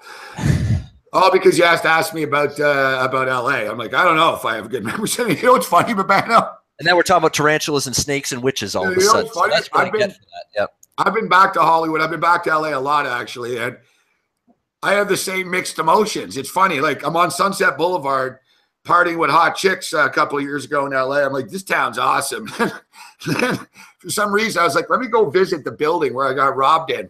And then I was like, oh, God, fuck. I fucking hate this fucking place. You know, so it's the best of times and the worst of times. But no, look, we got some guys in LA right now that are saying it. And it's kind of true. LA is kind of a dump unless you have money. I lived in a dumpy part of Hollywood and shit, you know. And if you have money, LA's all right. But I didn't really have money. Yeah, if you're in the slums, yeah, like with a lot of places, but especially in LA, it's a little bit tougher. Just a little. All right. So yeah, but you got to tough it up. Yeah, but I don't know how you do 4 weeks on the streets of Los Angeles, California. No, I'd be dead in 4 weeks. That's what would happen there. Yeah. Really? I had a car. Me and my buddy, we slept in a car. Except he used to go to his fucking girlfriend's all the time, and then I was stuck on the street. But That's when I got really good at basketball. I got really good at basketball when I lived in Hollywood because I was on the street all night. And I did one or two things. I would either go out to the bars and pick up a chick and then sleep at the chick's house. I was like I was a dirtball. Like, you know what I mean? I was good at it though. I had one chick. I stayed at her house for like 4 days in Orange County. She fucking kicked me out. She's like, "You got to go." I was like, "So what are we doing today?" She's like, "I'm taking my daughter out. And I'm taking you to the fucking bus station."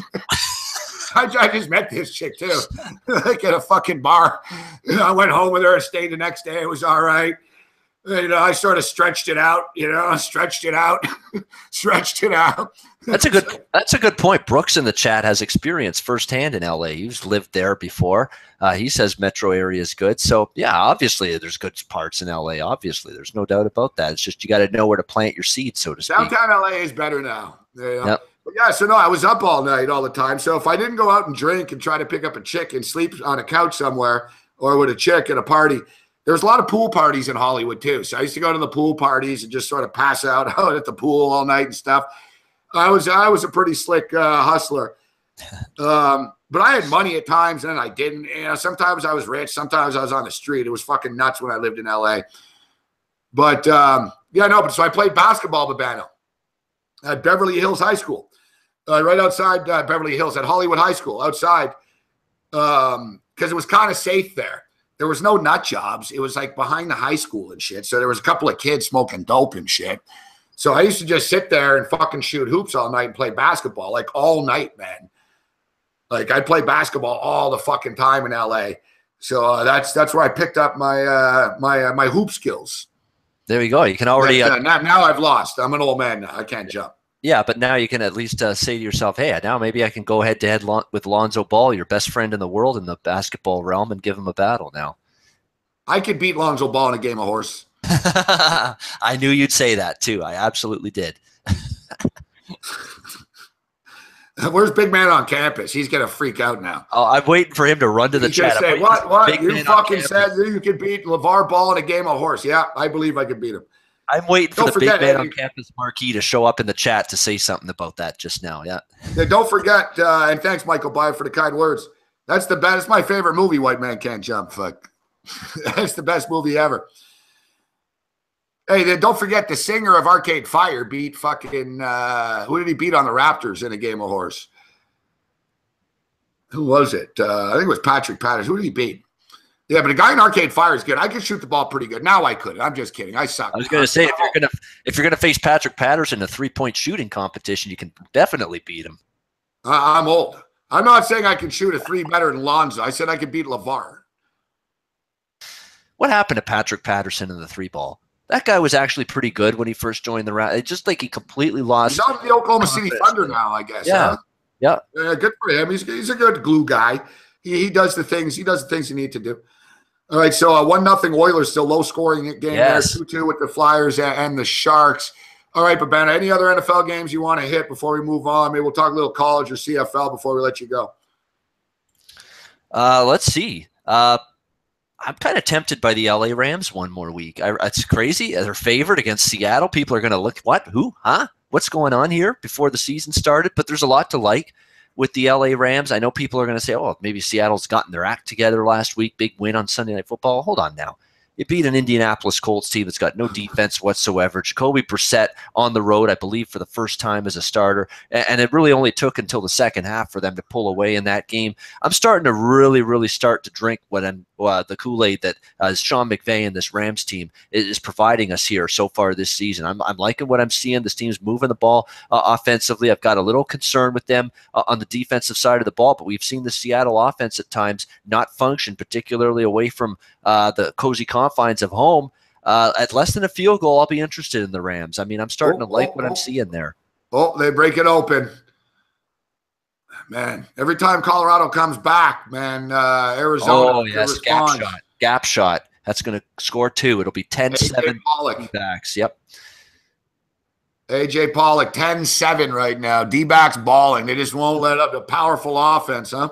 A 2-run triple for A.J. Pollock and some insurance for the Diamondbacks. I'm a Dodger fan. I'm like, oh, boy.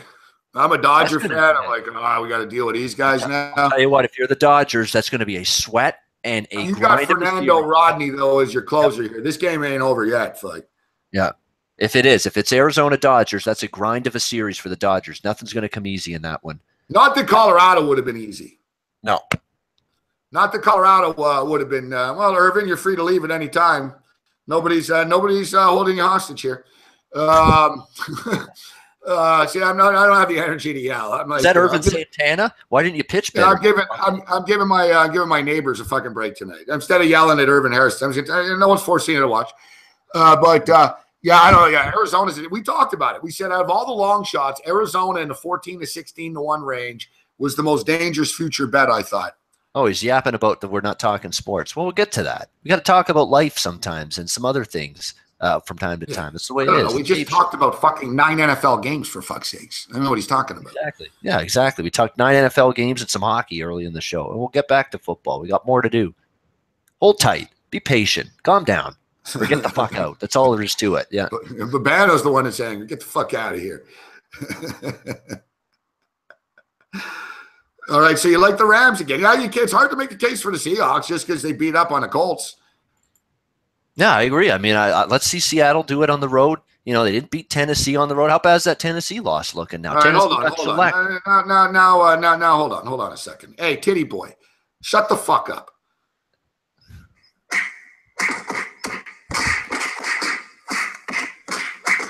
Be gone. Hit him again, boys. There you go, yeah. Hit him again. Harder. Hit him again. Harder. Hit him again. Harder.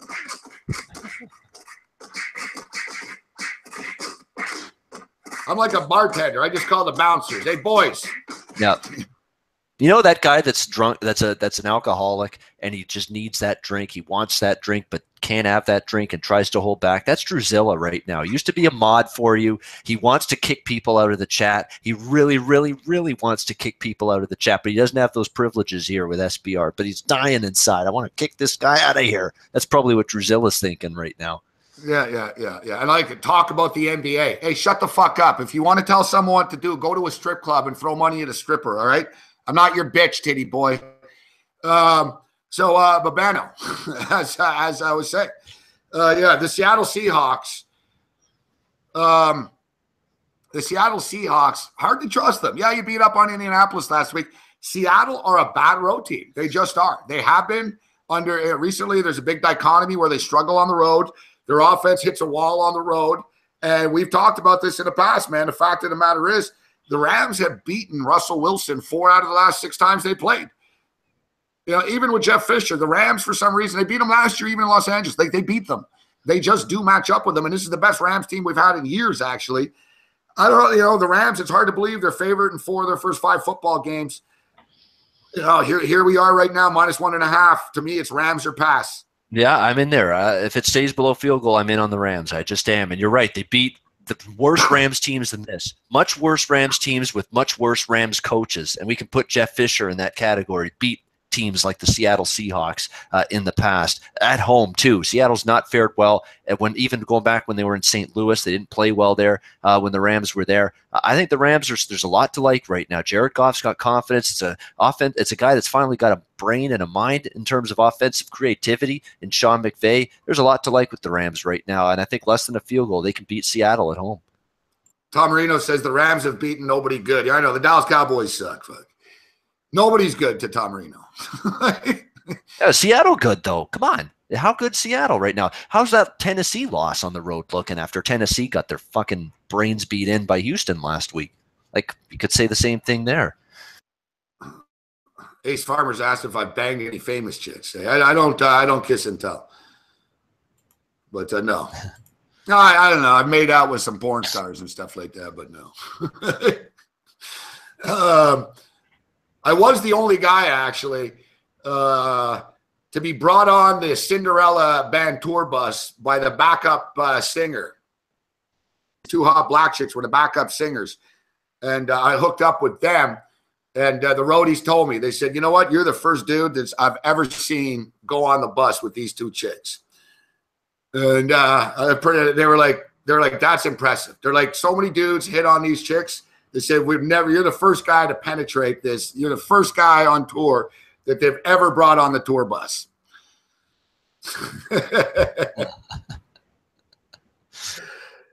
Honor. Yeah. That's an honor. Yeah, but I'm not getting into too many details. But yeah, we've had a lot of ladies on our shows over the years. We've had a lot of ladies on our show over the years. Brookhaven. The best was one. Yep. Remember years ago when we were. Remember the best was years ago. Hey, can you please shut the fuck up, Ivan? I haven't kicked you out yet, but because I'm being nice. I'll talk about whatever I want to talk about. Like I said, if you're not happy, turn on ESPN right now and get out of my life, right? Cagney Lynn Carter with lap dancing Clam Chowder, our good friend. That's the one. Cagney Lynn Carter's a nice girl. She's hot as fuck. And there's Clam Chowder going, oh, and he gets the name wrong, but it's hilarious. Oh, Candy Lynn Carter. And he's just loving it. Cagney Lynn Carter's really nice. Yeah. She's a really nice girl. She's really cool. Yeah. She's really cool. In the old MorencySports.com studios. Oh, I remember every era since HSR. That one too, yeah.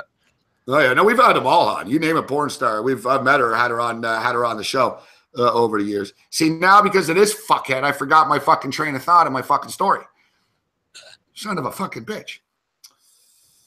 All right, that's it. So yeah, when we were doing the show in Vegas years ago, we were doing the show out of Blondie's. You guys know the sports bar Blondie's is at Planet Hollywood. Blondie's every night, and the guys with a keen eye noticed. They're like, dude, the waitress that's serving you. So I brought the waitresses on. There were all these hot chicks, waitresses at the sports bar Blondie's in Vegas. So the guys in the chat were saying at the time, they're like, Morency, they're like, I swear to God, this chick that you just brought on, the waitress, is a porn star. And I'm like, nah, I doubt it, dude. Why would a porn star be a fucking waitress here at a sports bar in Vegas? So I'm like, what's her name? And I think it was Holly Fox, fuck. And he's like, Holly Fox. So I say to her, what's your name? She's like, Holly. And basically I'm like, are you a star? Are you an actress? And she's like, yeah. And there was another one there, fuck. And that was one of the big regrets that I have, actually, because I had a girlfriend and she really liked me, this chick. And there was the UFC that night or the next night. And she was like, oh, I'd love to go to the UFC with you guys. And basically, it would have been fair game with porn star with that chick. And I didn't do it, fuck. You know, I'm not a cheating guy. If I'm a single dude, I'll do it. But I wasn't going to cheat on my girlfriend at the time with this chick. But once this chick left me years later, I was thinking back. I was like, son of a bitch, fuck. I should have banged that fucking porn chick in Vegas that night. Yeah, it's one of those classic, as Morency's often said, it's a phrase he goes back to the well with many times, coulda, woulda, shoulda, didn't. Yeah. Shoulda, coulda, woulda, didn't. Exactly. Yeah, exactly. It is. Yeah. It's like one of those deals. It's like hindsight. Yeah. You know what I mean? It's like hindsight. It's like, damn. It's like the lessons. If somebody ever offers you money, don't say no. And if a porn star wants to do you, don't say no. That's the moral of the story. Yep. Well, it was Costa Rica when we were there. There were opportunities there at the old Del Rey, living in Marina Del Rey. And you got to get laid. All right, so we'll wrap up the NFL talk. We blasted through pretty much every game. We're both in agreement on the over Thursday night football tomorrow night. We'll get serious about this game because, yeah, we won't see you guys before this game. But, yeah, this game's going to go over. I don't mind betting the 55. I know it's a public square opinion, but both these teams are going to light each other up. They can't stop each other. So yeah, give me the 5.5 points with the home dog. Give me the over in that football game. I don't want to take the Buffalo Bills, but I can't. I'm tempted. We'll see. We keep leaving them on the table every week, and they're 4-0 against the spread. I do like the Detroit Lions minus the 2.5. Here's a game we didn't talk about, Babano. The New York Giants and the Chargers. One of these fucking useless teams has to win a game. I think it'll be the Giants, but could be by 3. I don't know. I think the Giants beat them down, but every Charger game is close. One of them has to win, but I think the Giants beat them outright. What do you make of the number, though, at 3.5? Yeah, I'm pretty much – I don't lay points and take a favorite in the Charger games. I really don't. I mean, every game's close with them. They have a propensity to play close games. They don't win a lot of them, but they're usually in it. I mean, you look at Philly. They were right in that game again last week, even though they came up short. Maybe getting on the road could actually do this Chargers team some good. You know, you get away from a stadium where it's loaded with teams from the other team or fans from the other team. You have no home field advantage whatsoever. Maybe you just got to get the hell out of there, get out of LA, get on the road, maybe it brings everyone together. Yeah. Exactly. If you get everybody together on a road trip to New York for this and game. If the Giants don't play well early, the crowd could turn on them. Exactly. But I don't see how San Diego is going to stop the Giants' passing attack. Eli Manning's an idiot, but they're throwing the ball effectively in the last couple of weeks. And to be honest, Babano, I know the Chargers, you could say the Chargers deserve better, but so do the Giants. Giants played well against the Eagles. Guy hits a 61-yard field goal. Last week, Giants played well, tough road game, scored a late touchdown. Looks like they were going to win, and they couldn't. And Tampa hits a big play down the field. Next thing you know, they lose again. There's no sympathy. No one cries any tears for anybody in the NFL, but both teams have deserved better so far this year. Yeah, I mean, you're talking about two teams, Gabe, that are full of coulda, woulda, shoulda, didn't moments really this season. I mean, the Giants and the Chargers, I mean, they've had so many opportunities, especially the last couple of weeks, to win football games and haven't been able to close. At more than a field goal, I can't justify laying with New York. I'd lean to the Chargers. If you can get 3 or better with the Giants, I'd be more comfortable there. But again, these games this is going to be. I just get that sense it's going to be one possession game down to the wire. One of these teams is going to have the ball in their hands, looking to tie the game or take the lead. It's got that feel of a game to it on Sunday. Yeah, and I'm not buying in that tomorrow is going to be a slow-paced game. But neither team runs the football. Tampa doesn't run the football. Both their weaknesses is the secondary. It's going to be attack. I wouldn't be surprised if it's fucking 21-20 at the half in this football game tomorrow. Track meet, it's going over, and I agree with Babano. The Sunday, the Packers game with the Cowboys, total's too low at 52. And I like the Texans over the Chiefs, except I don't think we can put them in the super contest. I was kicking the tires on the Texans in the super contest. Can't really do it. The Chiefs are so good. And can Deshaun really light it up on a weekly basis like this? But I do lean with the Texans in this spot. Yeah, I am with you there. It's just I know that Kansas City's undefeated, but again, the New England win way back on that opening Thursday night for the Chiefs has lost its luster a bit. You just shredding that team, and Kareem Hunt shredding that team on the ground, and Tyreek Hill shredding that team, that's not impressive anymore, because we've seen what New England's defense has been and continues to be since that time. Not very good. So again, Kansas City's good team, very good team. Well, these guys in the chat overvalued. These guys in the chat are saying stay away from the total. No, if anything, the side is what's shaky. It's hard to get in front of Brady when he's 16-3 straight up and against the spread coming off a loss. That's hard to get in front of. The fact is Tampa's defense sucks. Tampa does have a ton of injuries at the linebacker position, and some good guys are going to be out too for them. New England hasn't stopped anybody all year. I mean, look, Kansas City put 42 up on them. Houston put 33 on them. Carolina put 33 on them. The least points they've given up has been 20 points. Yep. And in the game that they gave up 20 points, that game went over the number at 36-20. And Tampa's going to score more than 20 points tomorrow. They might not stop New England. Tom Brady's going to get his. But as I stated earlier, I think the Tampa Bay Buccaneers win this game. I don't love it. I like the over. That's going to be my big bet tomorrow, the over. But I think the Bucs are going to win. I think the Patriots do have real problems.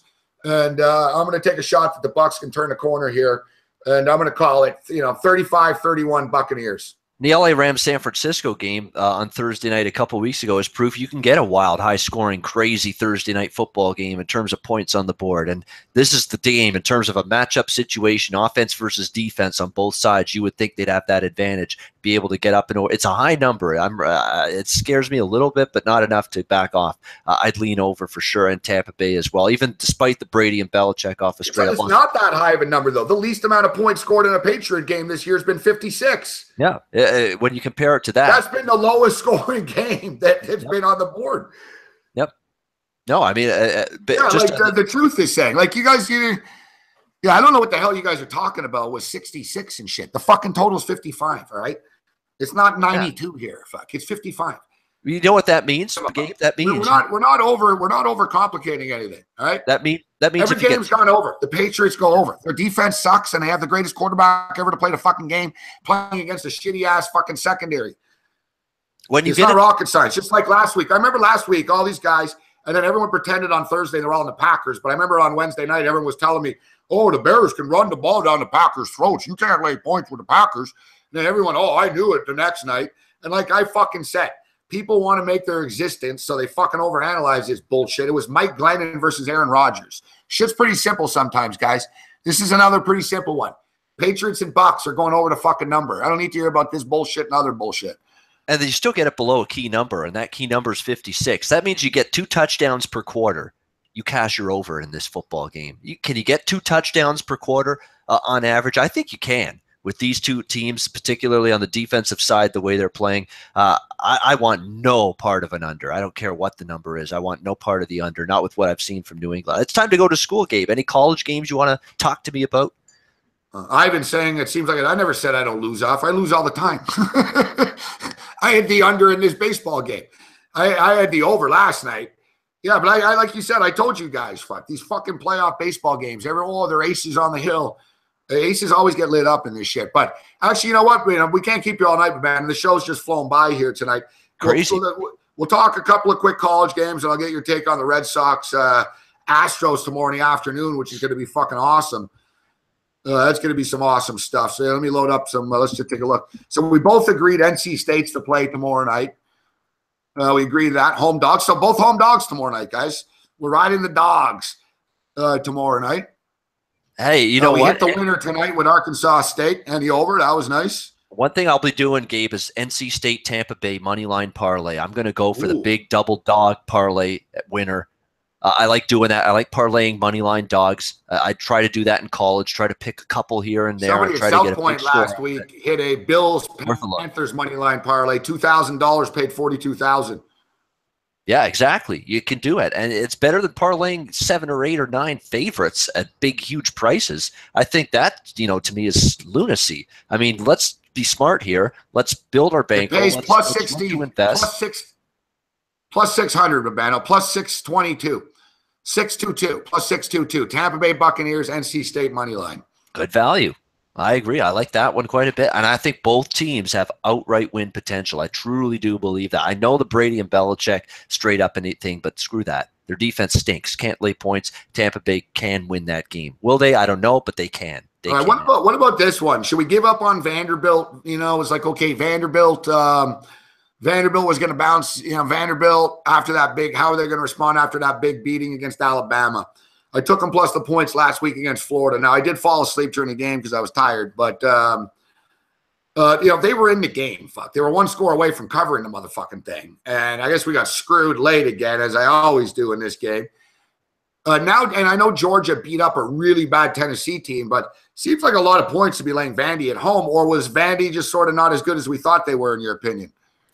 Vandy's a good team, but I'm starting to get a little worried now. A bunch of step-up in class games. Has been a little bit of a trouble for them here in the SEC. They get routed by Alabama. I know they have the K-State win, which is pretty good. But, the Alabama loss was not good. The Florida game, I don't think they played all that well. Not very good on defense against a guy. Del Rio was in, and then Franks came in off the bench. Game over. Team. Yep. It's official. Arizona wins. There you go. Diamondbacks, Dodgers, NLDS. That'll start Friday. That'll be the late game on Friday night, I believe, 9:30 or 10 Eastern time. The very late game on TBS. That'll be the Ernie Johnson special, probably, with Ron Darling, two of those guys there doing that. But yeah, I mean, Vanderbilt to me is a little bit of a disappointment. I'm just not stepping in front of Georgia. It's just a question of, has the point spread finally caught up to them? You can't give any credence to them beating Tennessee. Tennessee's a sinking ship. Butch Jones on his way out. That program's just not very good right now. Tennessee, I think that's pretty clear as day. That was an inept performance by the Volunteers last week. But Georgia's for real. I don't want to step in front of them anytime soon. I'm going to stay away on this one. Well, the Florida Gators, they've had issues, but they keep they've won 3 in a row right now, the Gators. And you got LSU coming to town after losing to Troy, 2.5-point favorites. What do you make of this one? It sounds crazy, but the Gators are finding a way to win games.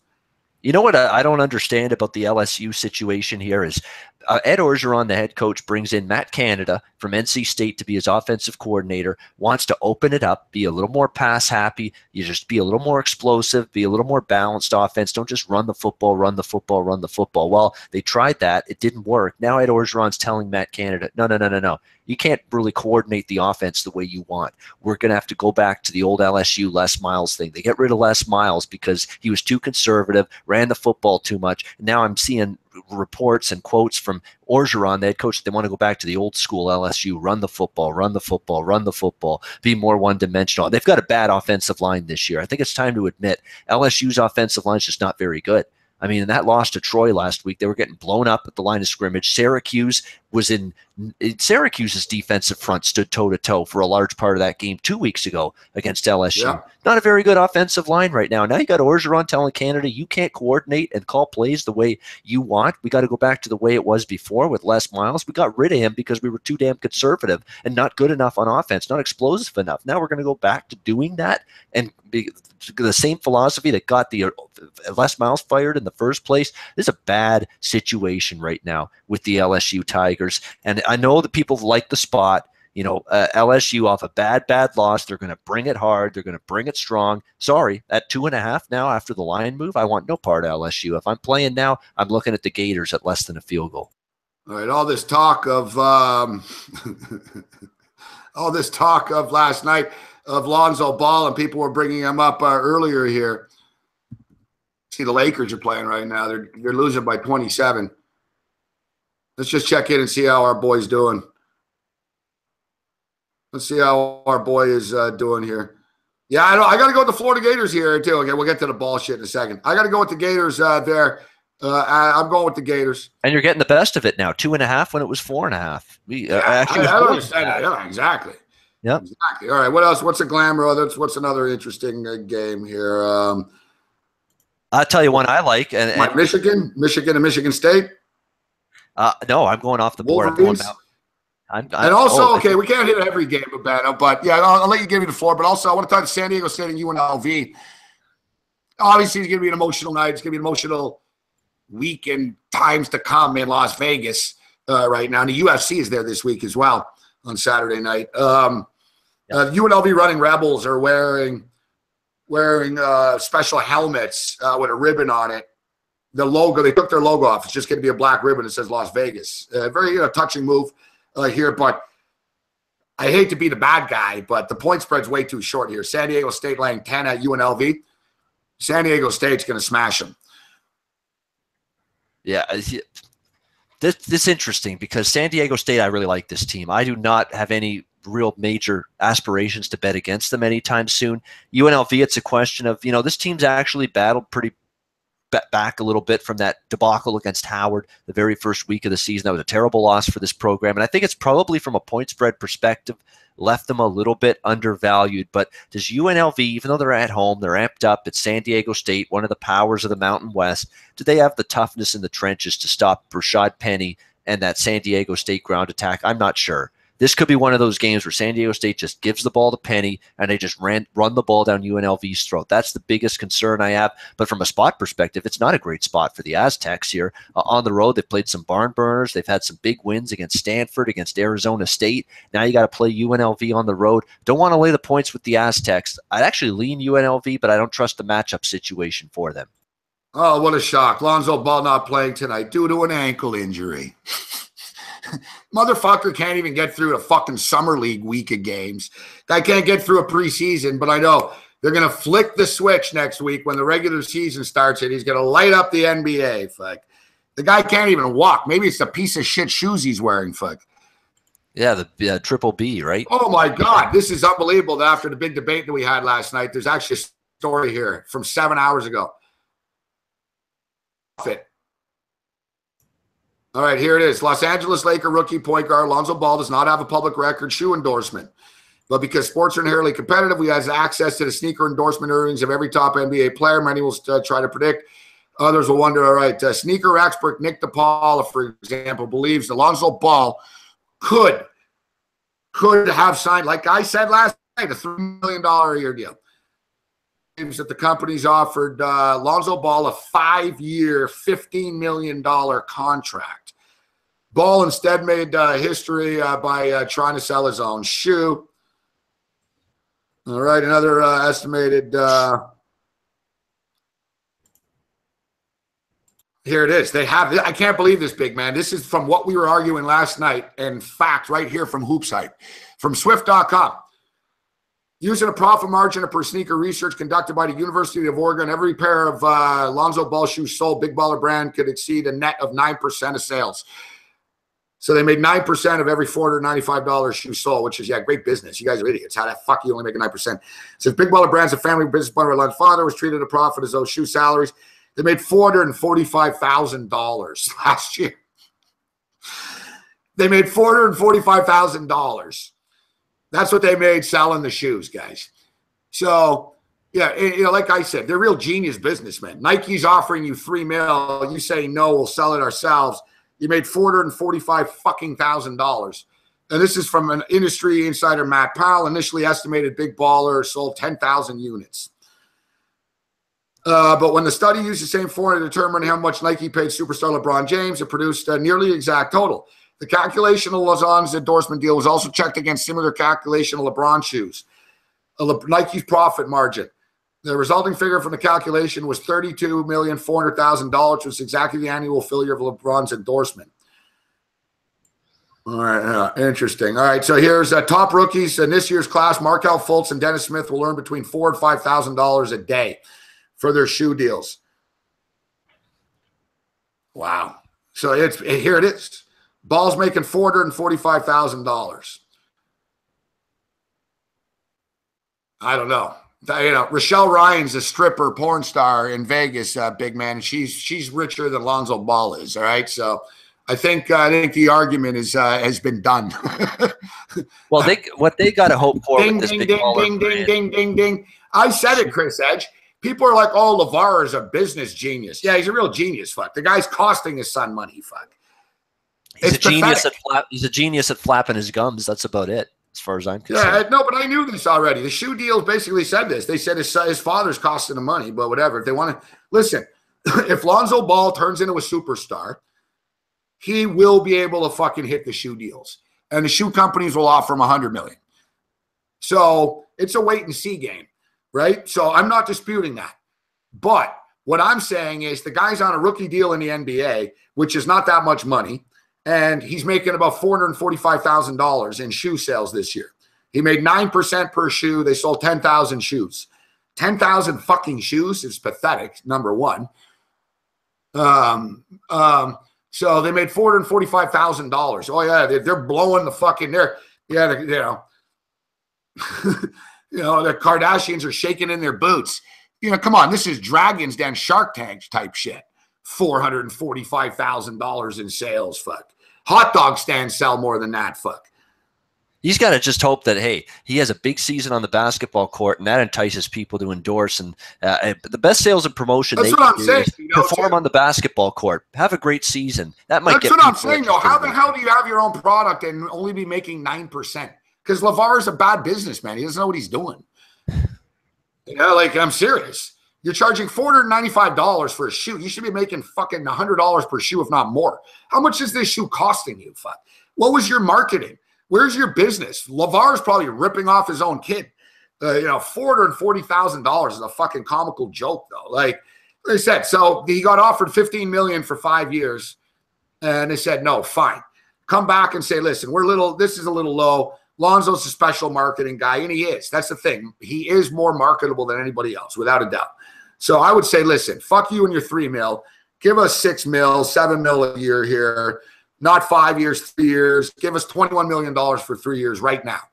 And then you walk out with your kid with a $21 million check in your fucking pocket instead of showing up on Monday Night Raw for a $2,000 appearance fee and fucking selling fucking 10,000 fucking pairs of fucking shoes. Like I said, case closed. Argument one. It's a joke. Big Baller's a joke. The business is a joke. The best thing Lonzo Ball can do is tell his dumbass father to shut the fuck up, eat some popcorn, shut up, get a real agent, and fucking start his fucking career off properly. Exactly. He was on the first team. I don't see Kevin Durant's mother cutting fucking deals with Under Armour and with Reebok and Adidas. She'd be the first mother to do it, though. No, she doesn't. She isn't. No. And he makes $300 million from a shoe contract. I don't see Steph Curry's mother. You know where I see Steph Curry's mother? I see her in the stands cheering her son. I don't see her trying to fucking cut shoe deals for him. And Steph Curry's a $100 millionaire. you know what? Keep on listening to your jackass father. Fuck, it's a parasite living off you, Lonzo. Good stuff. Until you man up, Lonzo, and become a man and stop letting your father fucking run shit for you, you're going to continue to get fucking punked out. Just wait till LeVar starts criticizing Luke Walton and the Lakers and shit. This is going to go over well. The whole thing's a fucking fraud, man.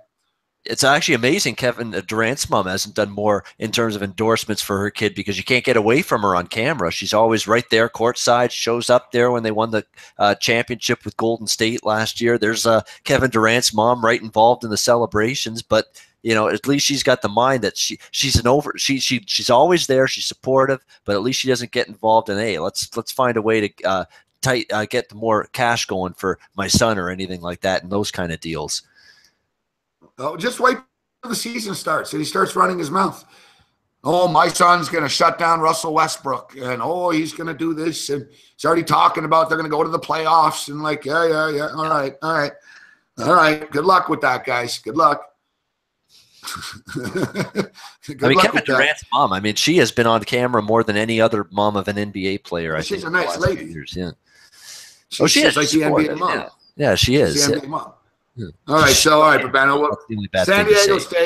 San Diego State's going to beat UNLV. It's going to be a sympathetic moment, but San Diego State's still going to run the ball down their throat. And Michigan and Michigan State. 3-2 Flyers. Michigan and Michigan State, 10-point favorites, Maize and Blue. They fucking hate Michigan State. I got to be honest, as somebody that's been a Michigan fan since 1978, I hate Michigan State more than Ohio State. Like, it bothers me more to lose to Michigan State than it does Ohio State. It's the one team that it really bothers me. I don't like them. I don't like losing to them. And I'd like to see them. I'd like to see us run the fucking score up on them, but it's always a tough game. They're big rivals and shit. Michigan State's going to play better over their head and stuff like that. I get it. So what do you make of this one laying 10? And now John O'Korn's quarterback of Michigan, which I like the move. I think that's a bad thing. I mean, Wilton Spates had interception issues. He's treated the football like a hand grenade on more than one occasion. He just wants to get rid of it, and then it ends up being an interception. He's had too many of those moments, in my opinion. John O'Korn, capable quarterback, had starts in Houston years and years ago with the Cougars. So this is a guy that's not going to be in awe of the spotlight. And I'm just not sure, Gabe, how good Michigan State is. Normally, I like Mark D'Antonio's squad in a double-digit underdog role. That's usually something that interests me. But I remember doing this as an underdog with Notre Dame when they played the Irish a couple weeks ago. They get bombed 38-18. They turned the ball over. I think Brian Lewerke, the Michigan State quarterback, hasn't exactly impressed me and been consistent to this point. They sneak out a nice win against Iowa at home, 17-10 last week. But I think some of that is Iowa in hangover mode after losing to Penn State right at the end the week before that. I don't think the Hawkeyes were totally clicking last week when Michigan State played them. I still don't know just how good Sparty is. So I'm staying away from this game. I was thinking Michigan State, but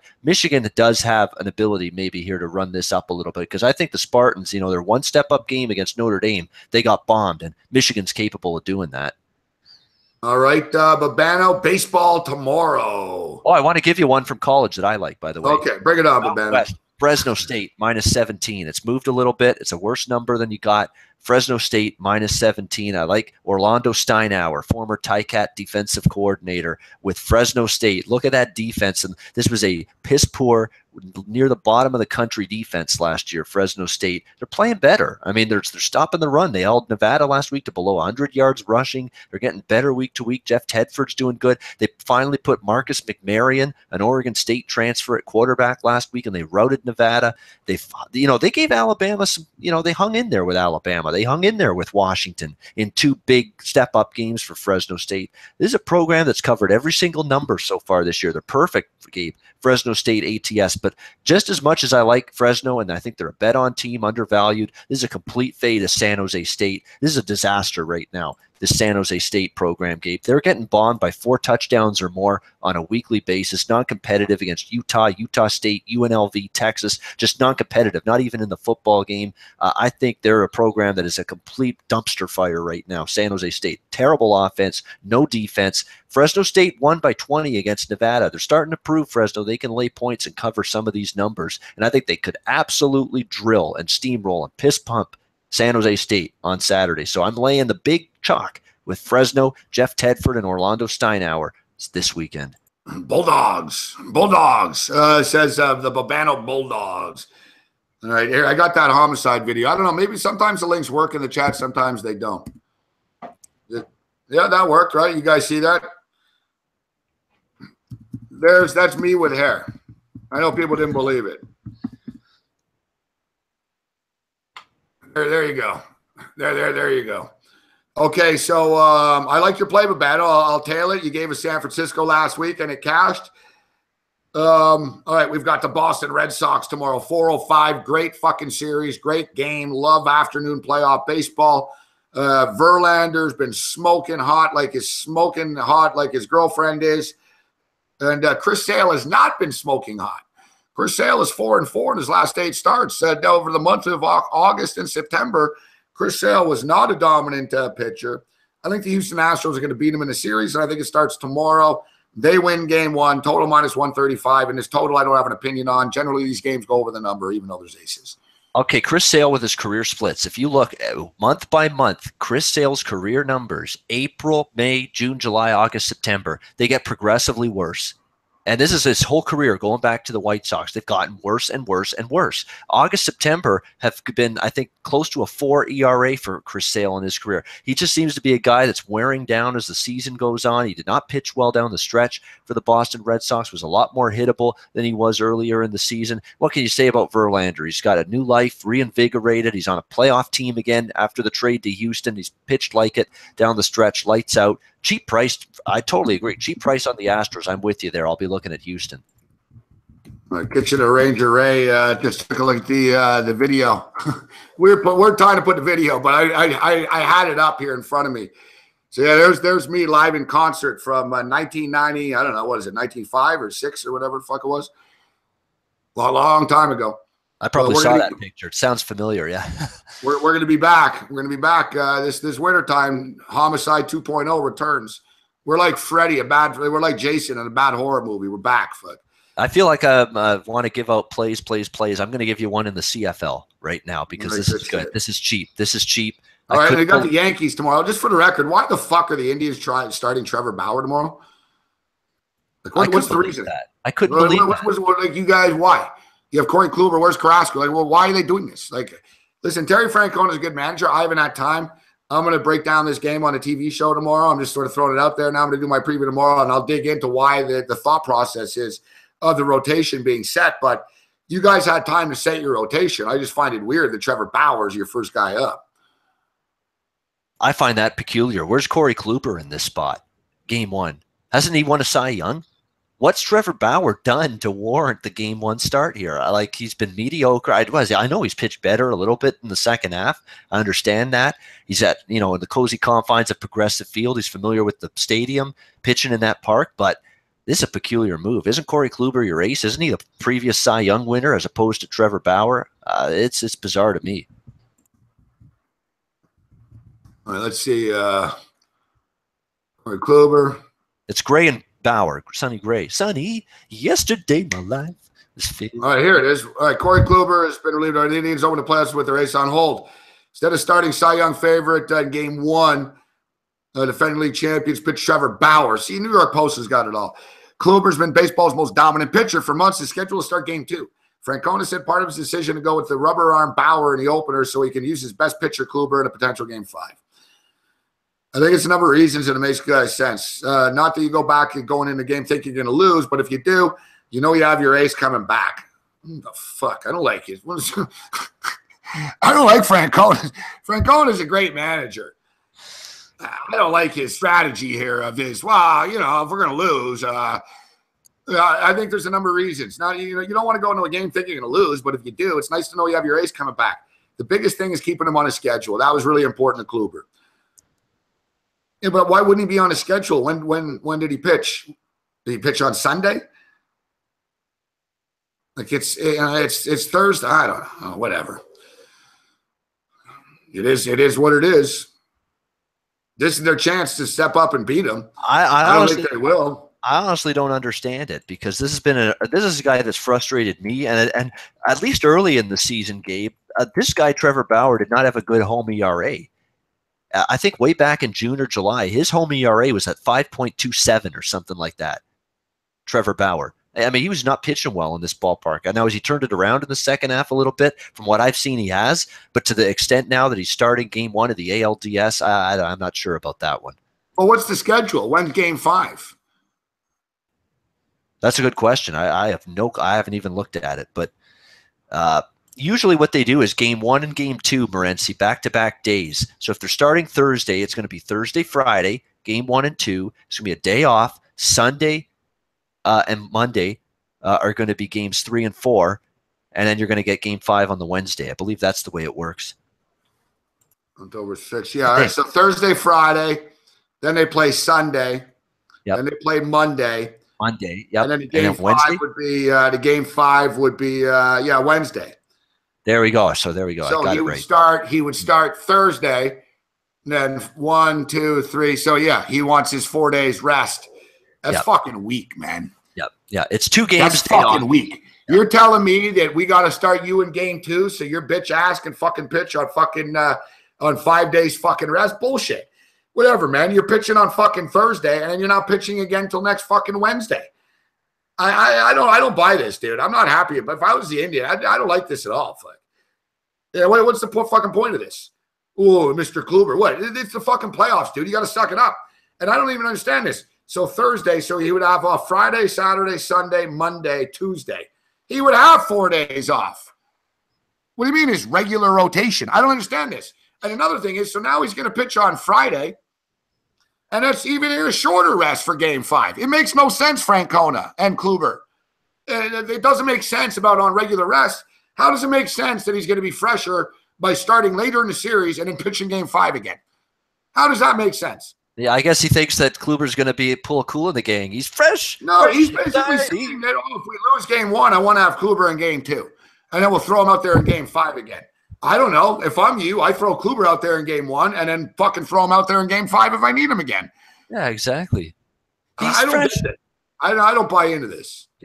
He'll pitch better for me. I don't know what he's thinking here, Francona. I agree. You can't tell me with a straight face that Bauer, better than Kluber, should get a game 1 start. Again, his ERA was at 5 at home, pitching in Cleveland this season, earlier on in the campaign. I know it's gotten better since then, but I'm with you. I don't understand it. I'm not taking Cleveland in this game. Yankees, sometimes I see this with the wild card team. Sometimes they ride the momentum of the win into game 1, then it dies off. So it's a game I'm going to stay away from. And Sonny Gray, has pitched relatively well for the Yankees. We'll bullshit, Tom. He's talking about keeping a bullpen fresh. You don't go into a fucking series fucking conceding a game, which is essentially what they're saying here. No. Oh, this guy sucks, so let's start him. It's a stupid move. Fuck. What bullpen to keep fresh either? Don't you have one of the deepest bullpens in Major League Baseball? What's to keep fresh? They're worried about keeping shit fresh.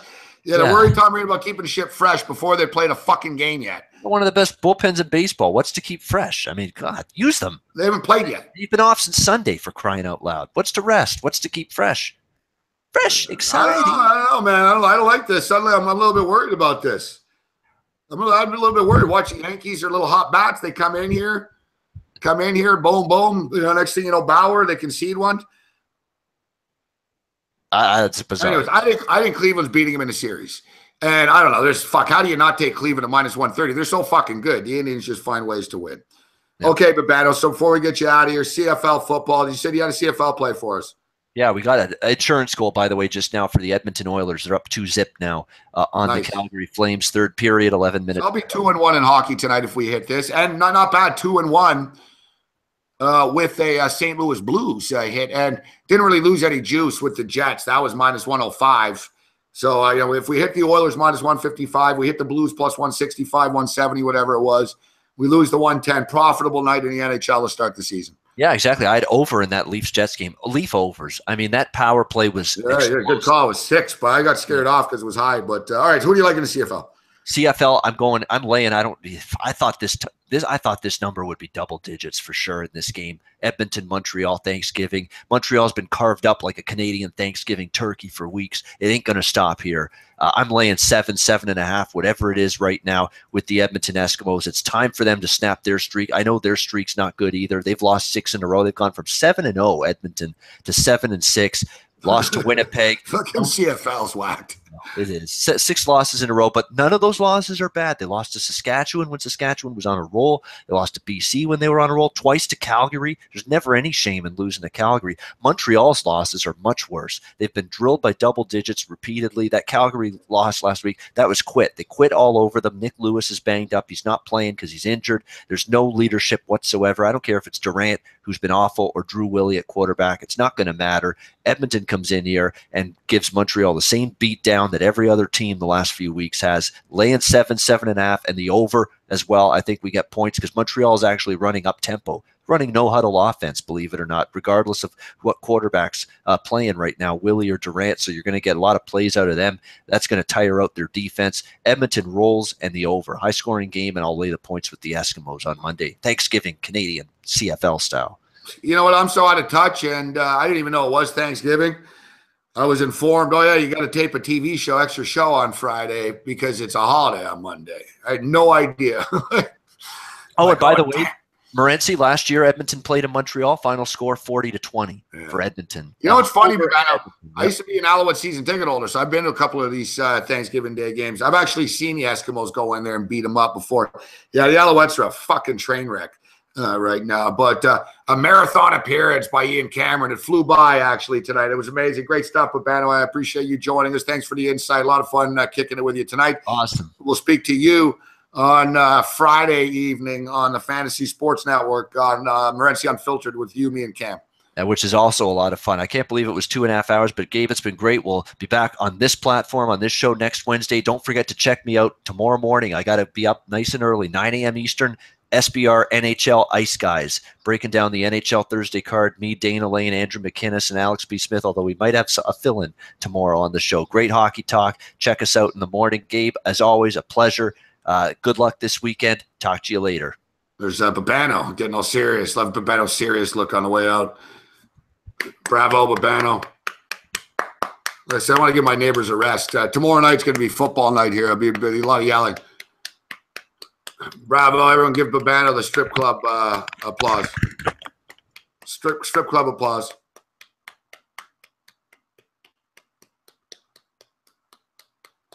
I would agree with that, Tom Marino. I don't buy in their little bullshit. It's a bullshit theory. It doesn't make sense. It doesn't make sense to say we want to have him fresher for game 5, so we're going to start him in game 2. How does that make sense? He'd be fresher if you started him now and in game 5. I think exactly that. Kluber probably went to him and said, listen, I need another day here. You know what I mean? There's probably some little tweak or whatever. They're not going to tell people. I tweeted this the other day about sports. How come they don't play this? How come they don't do that? There's a fucking reason. We don't know. You know what I mean? Like, oh, it was the Bills game the other day. They were going to go for it, and they didn't. And people were like, what are they doing? What is going on? And basically, Tyrod Taylor called an audible, and he called timeout. He probably said, no, we're not doing this. It didn't work. Or they had the green light, and they did it. We don't know the real reasons, and I think that they're not going to tell us the real reason. So Francona's saying this, especially Francona, he's a genius. So Francona's saying this. That's his little bullshit political fucking answer. Probably some little tweak or something, you know?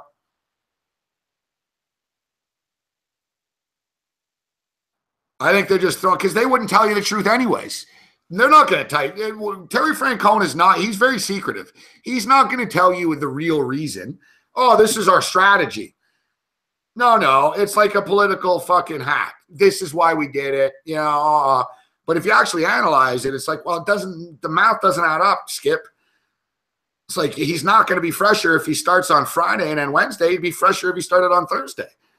And he didn't start on Sunday, so he is on his regular rest. I don't know what you're talking about.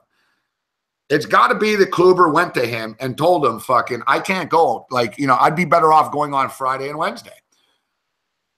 And Kluber deserves the respect if Kluber told him that.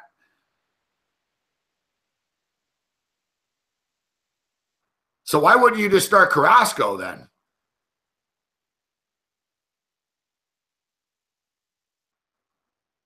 Yes, I do believe the Bills still would have won. They were winning when they were in the game. No, you guys are fucking big babies. That was a fumble, Muhammad. If a quarterback goes back to pass and the ball gets knocked out of his fucking arm, it's because his arm got hit. His arm moved forward. That's not a pass. He wasn't throwing the ball because somebody bats his arm from the back and his arm goes forward. That's not an automatic pass. He has to make a throwing motion, not just that a guy in the Bills hit his fucking arm. You guys are full of, what about the other one? What about the interception? Was that bullshit too? What about Tyrod Taylor throwing bombs to Charles Clay? What did that have to do with Julio Jones?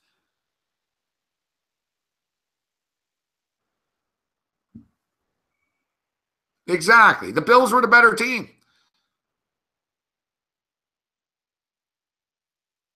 Exactly, Brooks.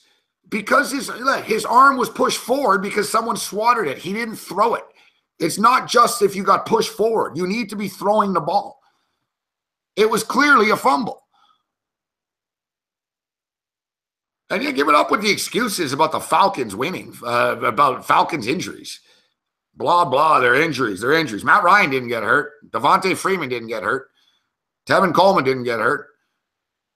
I saw Jordan Matthews fucking get hurt. And also, the Bills dominated the whole fucking game. The Bills were the better team from the fucking first whistle to the last whistle.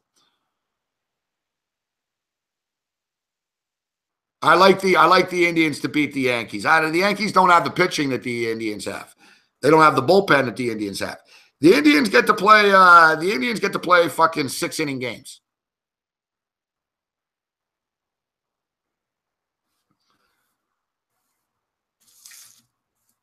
You know, that's the thing with the Indians. They get to the 6th inning, you're fucking fucked. 7th, 8th, 9th, they dial it in. You know, ching, ching, ching. The only thing is the Yankees have some power. They have a little momentum coming off the win right now. Like I said, Trevor Bauer, I mean, if there's ever a spot that the Yankees can beat these guys, it would be this game tomorrow.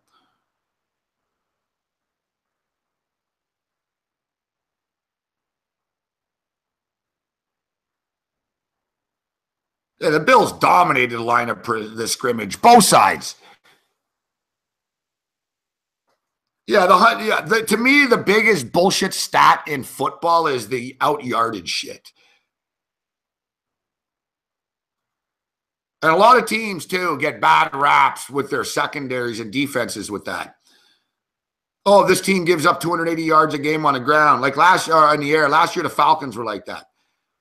The Falcons' defense was better than their numbers last year, the Falcons, because they were winning 41-17 every week. They're going to give up numbers. You know, the yardage shit, shitty teams always put up big yards, fuck. Look at, the fucking Chargers rack up big yards every week, fuck. Who gives a fuck? They lose. The only reason they're racking up yards because you're fucking losing and you're throwing the ball down the field at the end of the fucking game.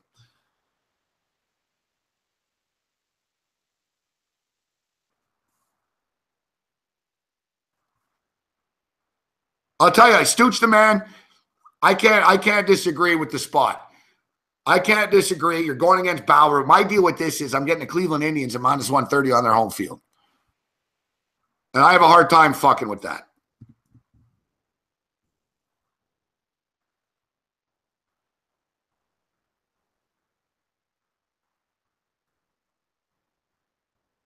Tomorrow, I like the Houston Astros and the Cleveland Indians. Although I like the Astros more.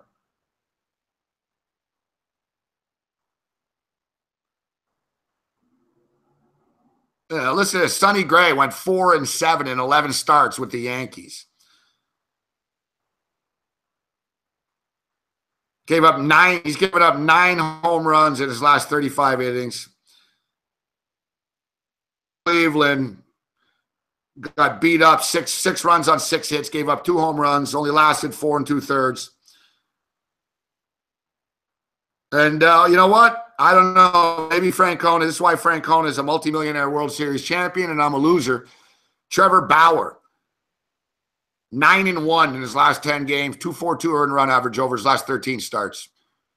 Sorry, 12 starts. He's 9-1 with a 2.42 over his last 12 starts. He's allowed 2 runs, 13 innings over his final 2 starts. Faced the Yankees on August the 4th. Breezed through 2 runs. Faced them twice. Beat them twice.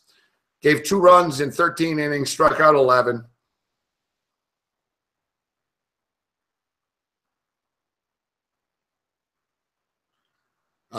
maybe we're like Trevor Bauer this, Trevor Bauer that. Well, Francona's thinking, well, I'll give fucking Kluber what he wants, and I'll fucking throw Bauer out here. I'm playing with house money.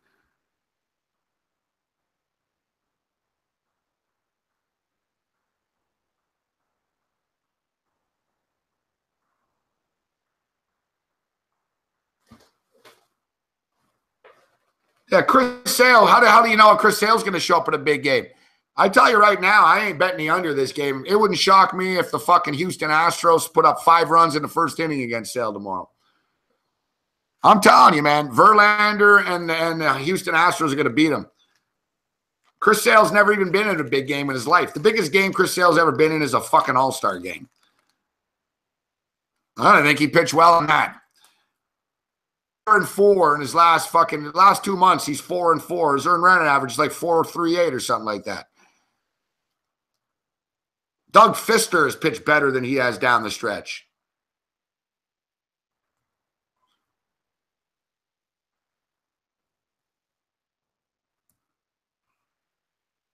Seriously, Doug Fister.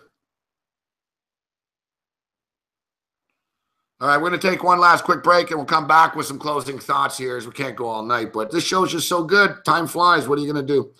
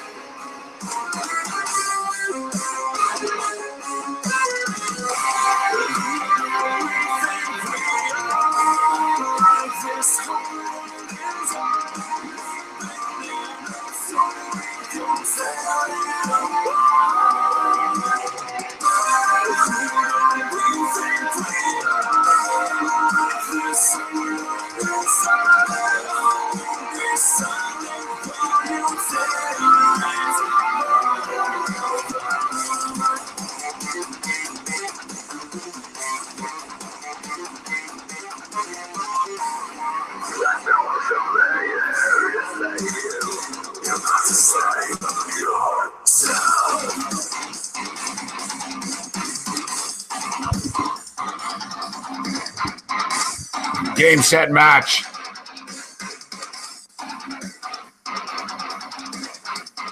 Edmonton 3-0. Looks like McDavid. Oh, hat trick. This is the one hockey thing I've never understood. Tossing the hats on the ice, man. These hats are expensive. Like, you don't get your hat back after. You don't get your hat back after. I guess they give these hats to charity. They give them to like homeless shelters and stuff. I'm not down with used hats. Like, if I'm a Dodger fan. If I sat down on a bus and there was a Dodger hat there, I'm not like, oh, look, a free Dodgers hat. I'm like, I ain't touching that hat. Fuck. I ain't putting that fucking hat on.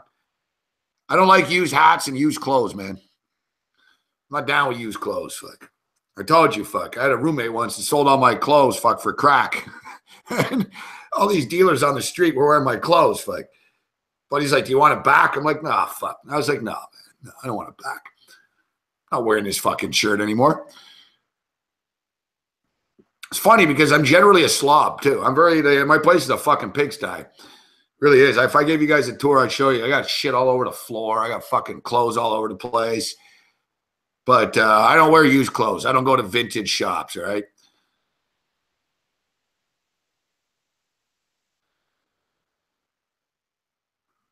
You gotta put your foot down at some point in time. All right, so yeah, we out of here. We done. What up, Lebowski? We'll run through our hockey roster in the future, Lebowski. Step up on Saturday night. I don't think too many people are interested in my fantasy hockey team right now. But let's see how she might did. Tonight's the first night. I only had 2 players in action. I'll rattle off the team quickly here for you. You're a good guy, Lebowski. My team. How'd I do tonight? Ooh, I did pretty good. Jaden Schwartz, how about that? 2 assists. 2 assists, 3 shots on goal, and 2 hits. Not too bad. I had Jake Gardner. Jake Gardner got an assist. All right, they were both good with the plus-minus. Jake Gardner, 2 penalty minutes, not bad. And I got a goalie in action, actually. I got Brian Elliott of Philadelphia. Not doing so great. Goals against average of 4. Fucking son of a bitch. Fuck. I knew I should have taken this fucker. My team is Patrick Kane, John Tavares, Ryan Johansson, Radulov, Ryan O'Reilly, Mark Stone, Jaden Schwartz, Alice Galchenyuk, Roman Yossi, Shea Weber. I got good defense. Roman Yossi, Shea Weber, John Carlson, Seth Jones, Jake Gardner, Braden Point, Zach Parise, Tanner Pearson, Patrick Sharp, Rick Nash, Panic Time, and Nick Schmaltz. This dude, Nick Schmaltz, no one knows about him yet. He's going to be playing on the big boy line. I think he's on the second line on the Blackhawks. 11% owned only, guys. Real sleeper there. Nick Schmaltz. If you're a fantasy hockey guy or DraftKings, good player for you, Nick Schmaltz. So yeah, I'm pulling for the Flyers here. I'm pulling for the Flyers here, so I got a fantasy win, and our boy Babano gets a win. And you guys a bet did. Yeah, not a bad team, actually. Lebowski's pretty solid top to bottom.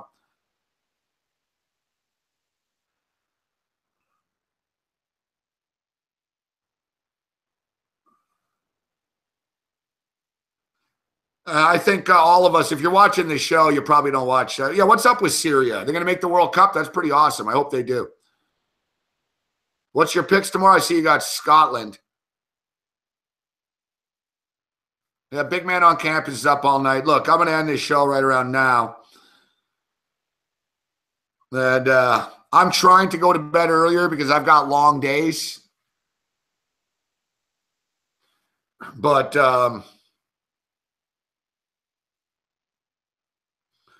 my body's like conditioned. Scotland, England, and under 3.5. What, under 3.5 in England? England and under 3.5, all right.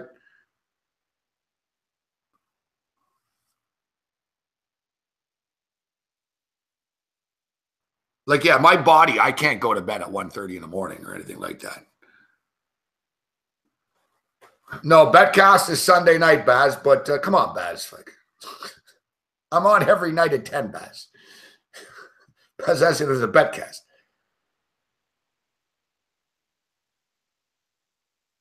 Oh, Scotland's playing England. Okay, I didn't know that. Wow, that'll be a big game. No, we'll be on the Betcast Sunday night, Baz, but no, tomorrow night's Thursday night.